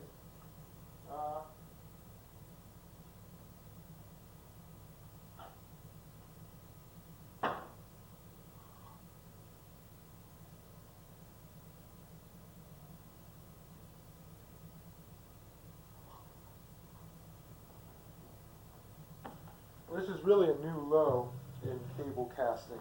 The whole point of it, this wouldn't even be good radio. And there's no picture, so it's like crummy radio with no picture. I mean, well, I can brush my teeth at least. That'll save me, about 30 seconds.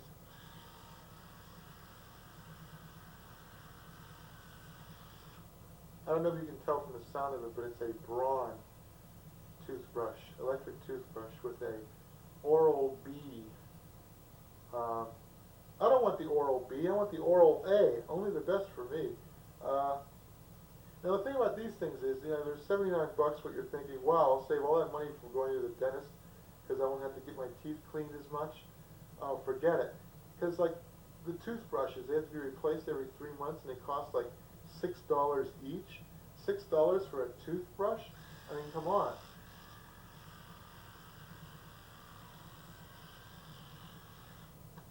I usually get my toothbrushes for free. The triple coupon scam. 75 cents off of a specialty toothbrush. Well, you triple that and you just buy a plain old toothbrush and the scanner doesn't know the difference and you get the damn thing for 8 cents or something, which is my kind of, that's what I like to pay for a toothbrush. 8 cents, not $8.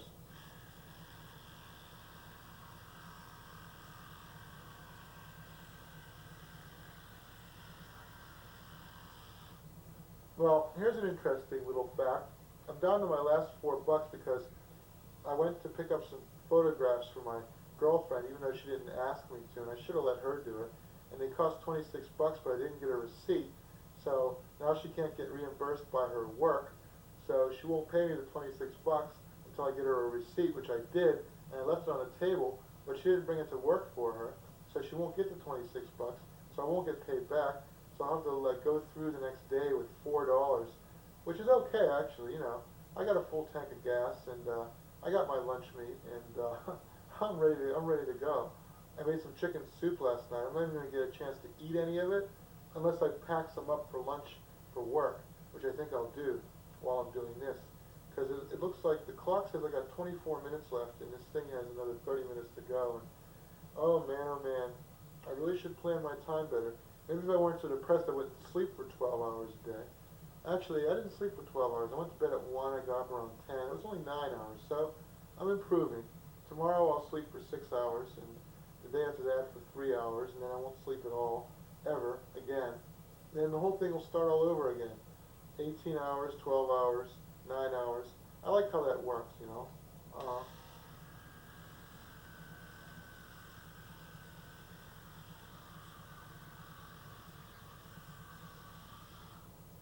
I'm supposed to get my materials assembled for graduate school. I took the Miller analogy test. Boy, that was a real fun time. And the thing is, I only got like 74 or 76 out of 100, but I still scored in like the 94th percentile, which either means the questions are really hard or people are idiots, or they didn't have enough time to do the test, which is probably the latter. They don't give you very much time, They give you like an hour to do 100 questions. I mean, that's kind of draconian to say the least.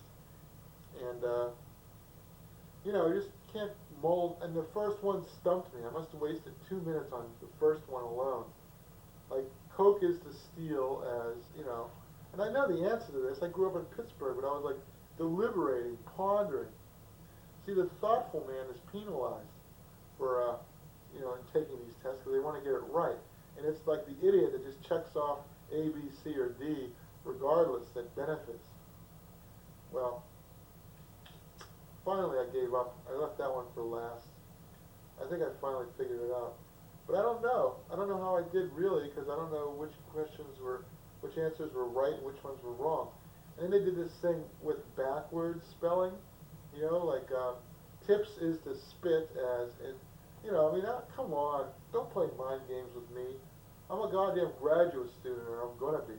Anyway, I get all my material together for grad school, and when am I gonna have the time to do that? You know, it's the deadline's the 15th, and here it is, like it's the 7th. You know, I got 8 days to do everything. Fortunately, I got my letters of recommendation. I got the Miller analogy test, if I can remember where I put it. But I got to get my transcripts. Now, I already have 4 copies of my transcripts. Do you think they'd accept that? No. It has to be in a sealed envelope and sent from the school to the university that I'm applying to. And who knows how long that's going to take? A week? I mean, it's just crazy. Why couldn't I just bring my copy of the transcripts, have them put it in an official envelope and send it, right? But no. What if you tampered with your transcript?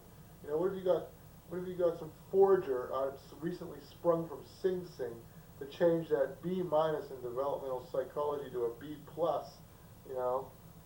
Just so childish, that's all. Do I even really want to go to grad school? I suppose I should. It's like, oh, Ma, I don't want castor oil. Well, you're constipated. Would you like an enema instead? I'll go with the castor oil. So, you know, it's just like, damned if you do, damned if you don't. And just good goddamn, damn it all. Let me see if I can finish brushing my teeth here. Making some progress. Yeah, I almost swallowed the toothpaste.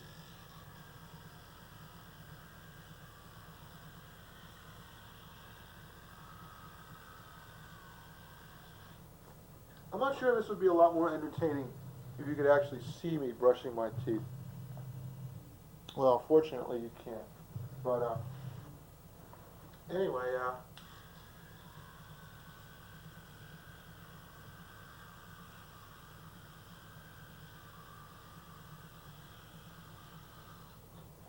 you know, I could have done this yesterday instead of sleeping until noon. But hey, them's the breaks. What's a man to do? We could listen to some of All My Children. Wouldn't that be fun? Pilgrim? Oops. My girlfriend's sweater is blocking the stereo, so I can't automatically put it on.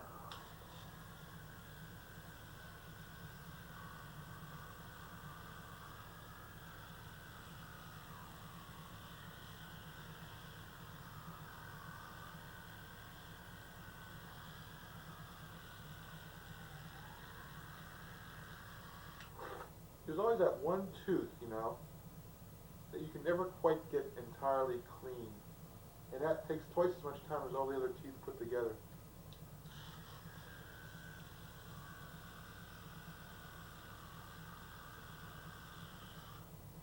Can you imagine people who are so lazy that they use an electric toothbrush instead of just a plain old-fashioned toothbrush?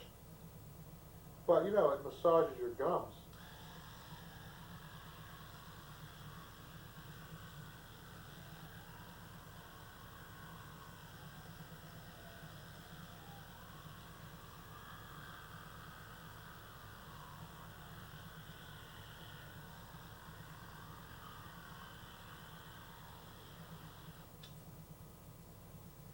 I suppose I should tell you why this camera is in such a terrible shape.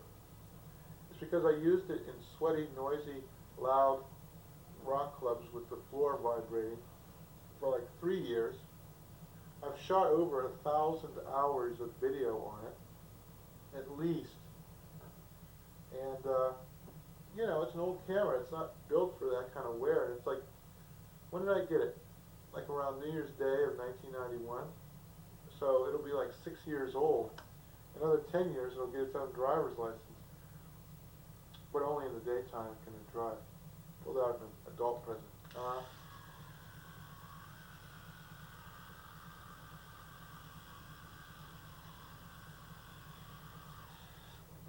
and it's not at all portable either. Of course, the fact that there's no picture would kind of make it sort of redundant anyway. But it's because I dropped it, and now it's very delicate, and it has to be on a tripod, and if you jostle it the wrong way, it'll turn off. And really, it's on its last legs, hanging by a thread. I think the picture tube is just about completely gone. If I were to point it at a very strong light source for another 10 minutes or so, then maybe it would start working again.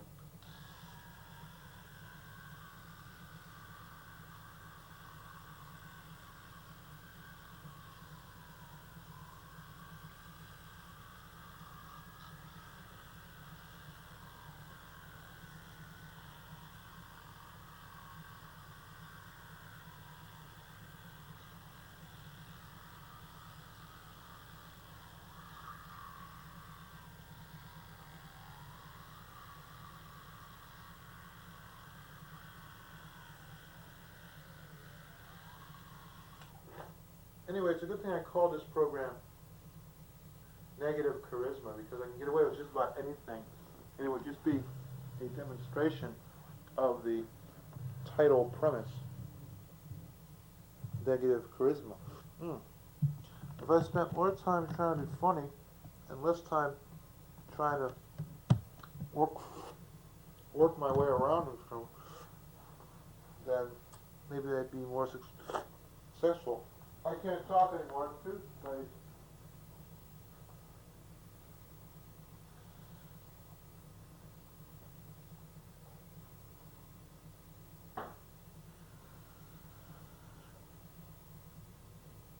Well, that's not bad. 2 major chores down. That'll cut about 5 minutes off of the time that I really need. You know, in a real pinch, I could probably get ready for work in, about 20 minutes. So, right there.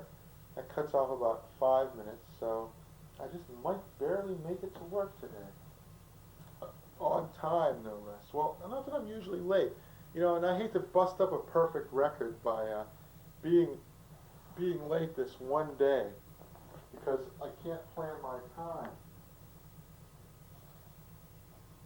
And the hell of it is, I mean, if this thing were just over when it was over, then that would be no sweat, but you know, then I got to throw a logo on it, provided that the picture's back on by then, which it probably won't be. And if I can't throw a logo on it, well, that's not going to be too good, but I guess I can live. You know, CCTV doesn't ask for much, but they do want some sort of logo so that, you know, the viewers will have some idea of what they're watching. The thing is, you know, I'll be in the shower and the camera will be rewinding. I'll get out of the shower, I'll have to throw a logo on there, dripping wet, and then I got to put the camera away before I leave, and God, all these hundreds of little details. I don't know. I mean, I just can't handle it anymore. And it's really too bad I didn't have 10 more minutes to do this, because it would be a lot better. Watch now, the camera will work, right? No? Not yet. Okay. Well, then I guess I'll get my lunch ready and stuff, and I'll be yelling this from the other room.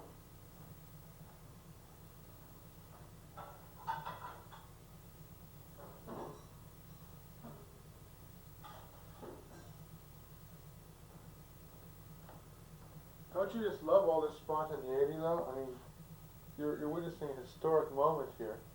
Like, maybe the worst cafe cabaret ever, possibly. But again, it all fits into the theme of negative charisma now, doesn't it? I won't even have time to eat that chicken soup that I spent so many hours preparing. Well, I didn't really spend any hours. I just threw it all in a pot and said the hell with it and let it boil for 2 hours while I was off gallivanting about. Haven't had any coffee yet. When I get to work, I'll have to slam down about 3 of them just to get my heart jump started. And man, I'll tell you. Now, I was supposed to be doing the outtakes from Negative Charisma, but geez, I don't know. I pretty much ran through those. Toot sweet. I mean, there were lengthy outtakes of material that I haven't rehearsed in a while. So, I mean, I could try to do those, but that wouldn't work too well. So maybe I'll just go get me some chicken soup. Well, you'll have to rely on your imagination for the picture. Whoops. Okay. There should be at least some sort of picture. This is ridiculous. I mean, usually after 10 minutes it kicks in. Maybe I'm doing something wrong. Maybe if I fiddle with it, why bother? Let's see, chicken soup.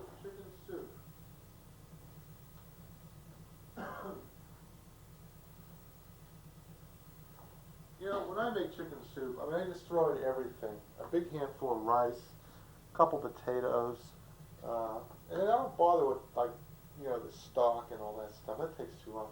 Just get some canned chicken stock and some chicken, hopefully, and just throw it all in there and let it boil by itself for 2 hours. What's this crap with the crock pot anyway? How often do you use a crock pot? What a crock anyway. If I ever get married, I do not want a crock pot for a present. Besides, we already have one, which we never use. And it's like, oh, let it cook in the crock pot for 6 hours. You know, it's like, well, what the hell for? I mean, it takes 6 hours to make the shit, and who has the time? Just let's eat out tonight. Now, I went to this new Chinese restaurant down the street from where we live. And the nice thing about it is when they give you soup to go, they put it in a nice sturdy container that can be reused for your own soup. But the problem with those containers is, you know, sometimes they split open in the bag and you got a bag full of chicken soup. Not exactly, you know, the bag leaks and, you know, it's just a big mess. Maybe I should start closing some of the closet doors around here. Well, they say people who live in glass houses shouldn't throw stones, but I mean, why on earth would anyone want to live in a glass house? I mean, what's that for?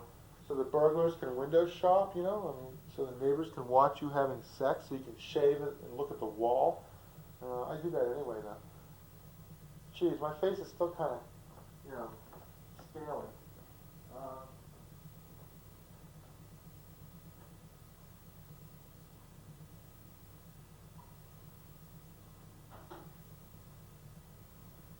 So I give myself a nice dry shave. I had a roommate who used to do this. He would rake his face, his bristly face, with a dry razor. I guess he was too stingy to buy shaving cream. Well, it can work, you know, if you've washed your face at any time in the last hour or so. The whiskers are still soft enough that you can get away with this. But when you're in a real hurry like me, you know, you just can't be monkeying around with all this fancy Dan shaving cream and whatnot. So, you know, it's the old dry razor method. Of course, you could use the method that was demonstrated for us in The Paper Chase, that fine movie which made me decide never to go to law school, and which I might have gone to law school if I hadn't seen it. But anyway, I'm sure it inspired just as many people to go to law school, but of course I'm the wrong here and everything I do is wrong, so it made me decide not to. Yeah, they used to shave in the shower. You know, their whiskers would be all nice and soft, and even though there's no handy mirror hanging in the shower, they'd shave blind. Imagine being blind. Well, it's not hard if you look at the screen because there's no picture. Imagine seeing that all the time and having to shave. It wouldn't be fun, let me tell you. What's going on with this? You know, there should have been some sort of picture by now. Oh well, I'll take advantage of this time and continue to get ready for work. Let's see, I gotta get a decent pair of socks. You know, I used to like wear colored socks, you know, and hopefully they would match every day. I'd go through a great amount of trouble to make sure I had enough, you know, black socks or blue or brown socks. But then I realized nobody's looking at your goddamn socks. You can wear whatever you want. So I just wear sweat socks to work. Nobody's said anything yet. In fact, they don't really say anything if you're not dressed quite up to the specifications. But then the next day when you are, they say, oh, you look nice today, as opposed to yesterday when you look like a seedy bum. Well, let's see. Oh, here's a hot one. My girlfriend took the comb. She was mad at me. So she took the comb. That's getting back at me big time. Like I'd use a comb, but I didn't have to. Oh.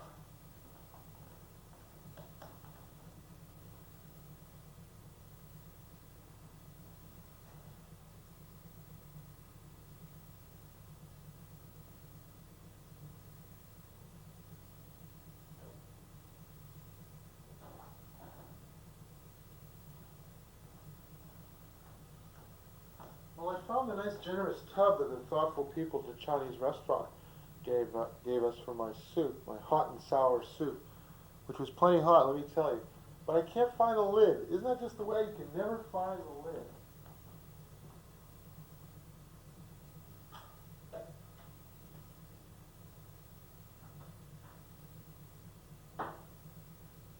Well, lest you think you're trapped in a bad Dave Barry column, I'm not going to wax profound about household irritations for the remainder of this set, which mercifully is drawing to its long-awaited conclusion.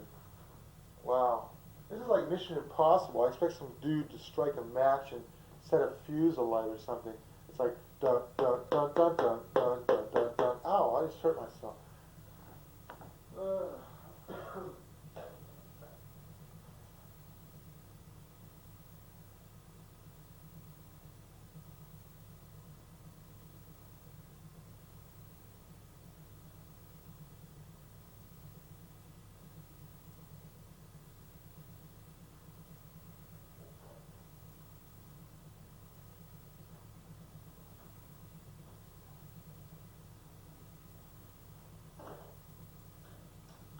Well, here's a dilemma. Should I use the nice tub that the people at the Chinese restaurant gave us, or should I use an old tub with a resealable type lid, which would probably work better? Now I'm going to use the nice tub.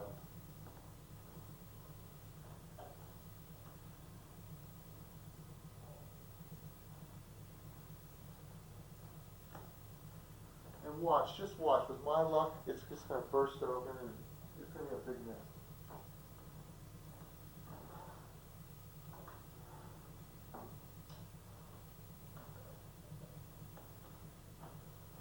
Now, if my girlfriend were here, she would say, oh, please don't do that over the rug. You know, it's like Hiroshima, Auschwitz, and you got chicken soup on the rug. The rug. You know, like the rug is worth more than my feelings, right? Of course, I suppose if I were in her shoes, oh no, you know, this is going to be kind of tough because there's huge, smell that soup. There's huge chunks of like potato and crap. Plop. You hear it plopping in there? Sounds like the guy stabbing the woman in Psycho. Well, yeah, I'm sure there's just a barrel of laughs for you. Me? Good soup. I've seen better days. Whoops. Yeah, it's really easy to make chicken soup. You just you get the broth, you cut up the carrots, potatoes, what have you, canned green beans that have been sitting there since 1992. Throw in an onion, some garlic if that's where you're at. But the most important thing is you throw in a nice big handful, a heaping helping handful of rice, and that's what makes it. You see, I'm beginning to sound like Ross Perot here. Yeah, you throw in your rice, and that's what makes it. You see, Ross Perot, isn't he something else? He got 11% of the vote. You know what that means. That means he'll be on the ballot in 41 states, at least his party will be, in the year 2000. Let's start talking about the year 2000. I'm already getting prepared for it. Actually, I was ready for it in 1992, when I predicted that Gore would be the Democratic nominee in the year 2000. What could possibly happen to keep Gore from being the Democratic nominee? Are there any major scandals in Gore's career? Well, with the exception of accepting money from anonymous Buddhist people in a temple and not knowing, or professing not to know, that they were in fact giving him illegal campaign contributions, no, I can't really think of any. Oh, maybe Tipper would keep him, you know? Like just enough baby boomers will remember Tipper's vendetta against smutty rock lyrics. Of all the misconceived, talk about alienating about 40% of your constituency. Anyway, oh yeah, they had that PRMC thing.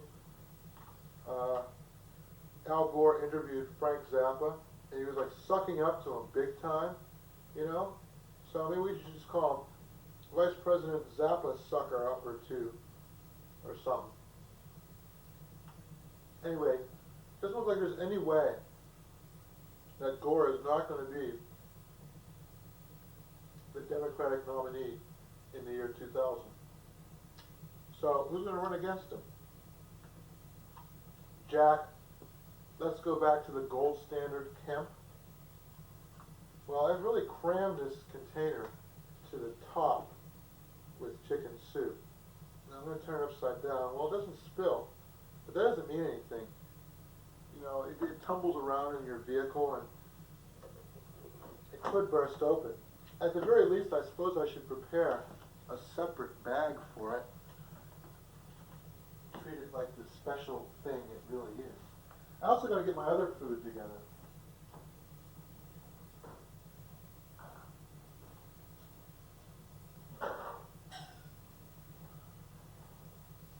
I put enough chicken soup in there for an army.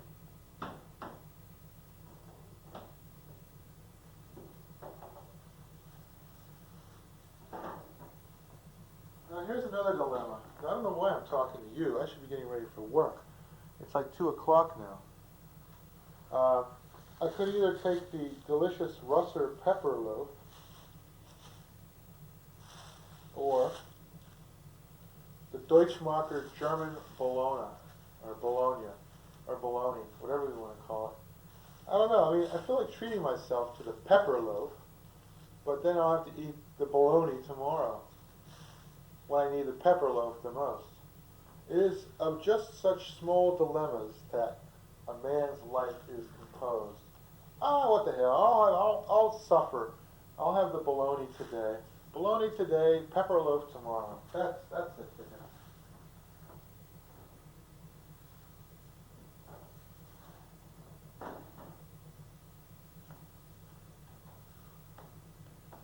Because I'm really going to have quite a trying day tomorrow. I think I'll treat myself today, though, to a delicious Snackwell's chocolate yogurt. Like the fact that it's yogurt makes it more healthy or something, healthier than pudding. It has the same number of calories as pudding, and maybe more. This sugar-free scam, this fat-free scam, it's just, things used to be valued because they were cheap. And then it got to the point where, well, if it's fat-free, then it can do no wrong. Or if it's just like homemade,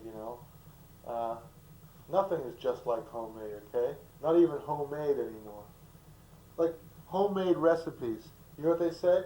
Open 1 can soup, right, like your great-grandma had cans of Campbell's soup lying around, just ready to be opened. Actually, I suppose it would have been conceivable. They did have canned meats back in the early part of the century. None too hygienic. But then again, look how far we've come. Steroids instead of filth and insect parts. Sometimes you can get both. So anyway, it's just really a lot of fun.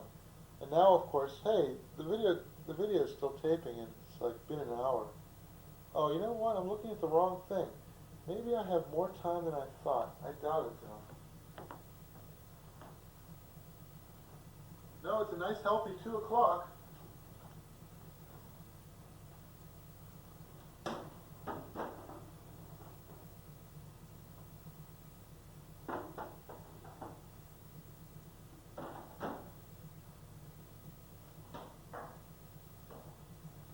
Well, yeah, boy. I'm going to have me quite a feast. Oh, there it goes. Okay, it is now officially 2 o'clock, and there's 6 minutes left to go on this tape. Anyway, I hope you enjoy the Wrong Heroes presentation of, oh, damn, negative charisma. Too bad I can't put a logo on here. We still don't have a picture, do we? Watch, now there'll be a picture. No, no picture. Okay, I'll get the rest of my clothing laid out. Talk amongst yourselves. I don't know. Geez, I really wish I had more time. Because I could probably redeem myself in the last 6 minutes. My apartment came furnished, you know.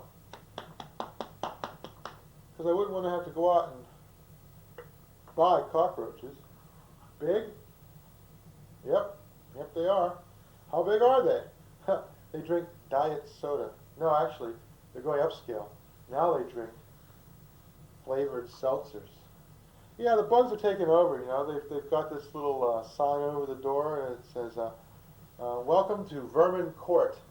Bedbugs and silverfish, please use the servants' entrance. And, you know, the trash in the kitchen, they don't call it trash, they call it designer filth. See, now, here's the genesis of a stand-up comedian. The preceding was my first official stand-up monologue, and Meg Herbig spent 3 or 4 hours at least helping me to memorize it and sort of working on it with me and stuff. We were just walking, you know, walking along, and she was saying, well, try saying this instead, or try saying that instead. And, you know, it's a patchwork thing. This comedy business is tough. Some people find writing really hard, nearly impossible. Some people find public speaking to be an ordeal. Well, I don't have any real problems with public speaking, but this comedy thing would be a lot easier if there were more people who thought things were funny that I thought were funny, but there aren't, you see, and that's why it's so hard. For some people it's easy because their minds are like, you know, in the gutter, and, you know, they can easily mistake wit for humor because they don't know what wit is. They only know what humor is, and humor is dick jokes. But of course, me, I rely for my presentations on a far more sophisticated standard of wit. Yes, wit, satire, irony, humor, and not your common lowbrow. Although I'm not above it, mind you.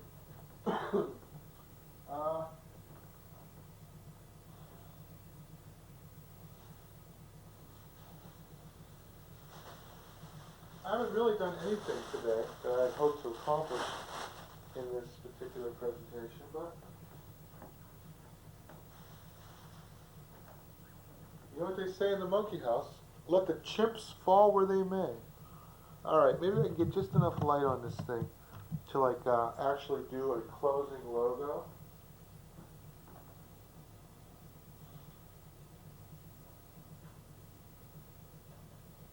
No? Well, maybe I can look for some clean socks while I'm winding this tape down. So, amuse yourselves.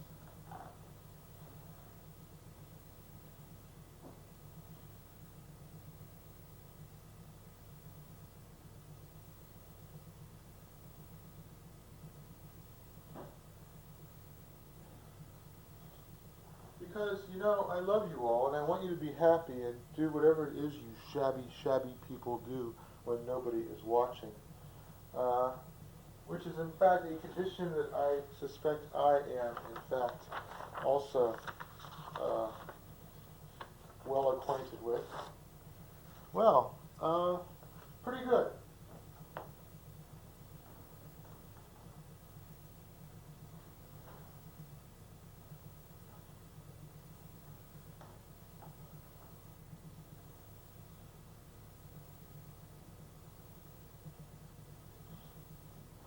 Well, I did a sniff test to my underwear, and it smells like an exotic cheese, so I gotta find new underwear.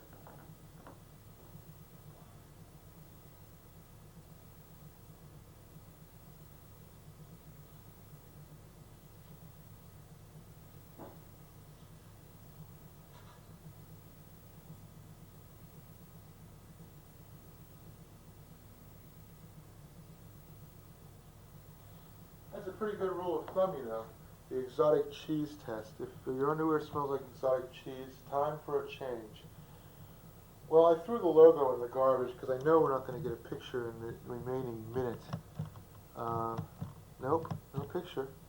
Maybe I've been doing this thing all wrong. Maybe Well, maybe if I just adjust this here doohickey. Well, it's too late now. Anyway, this has been the wrong hero in negative charisma.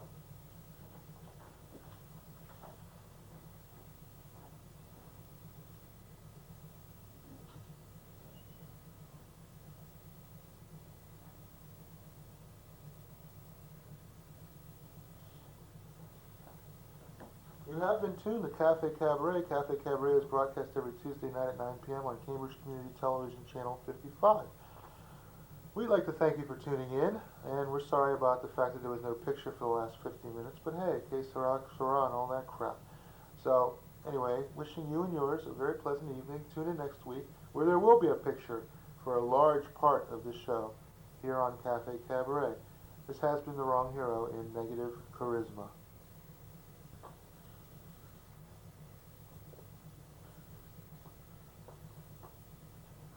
And remember, if you must drink and drive, spend all your money first.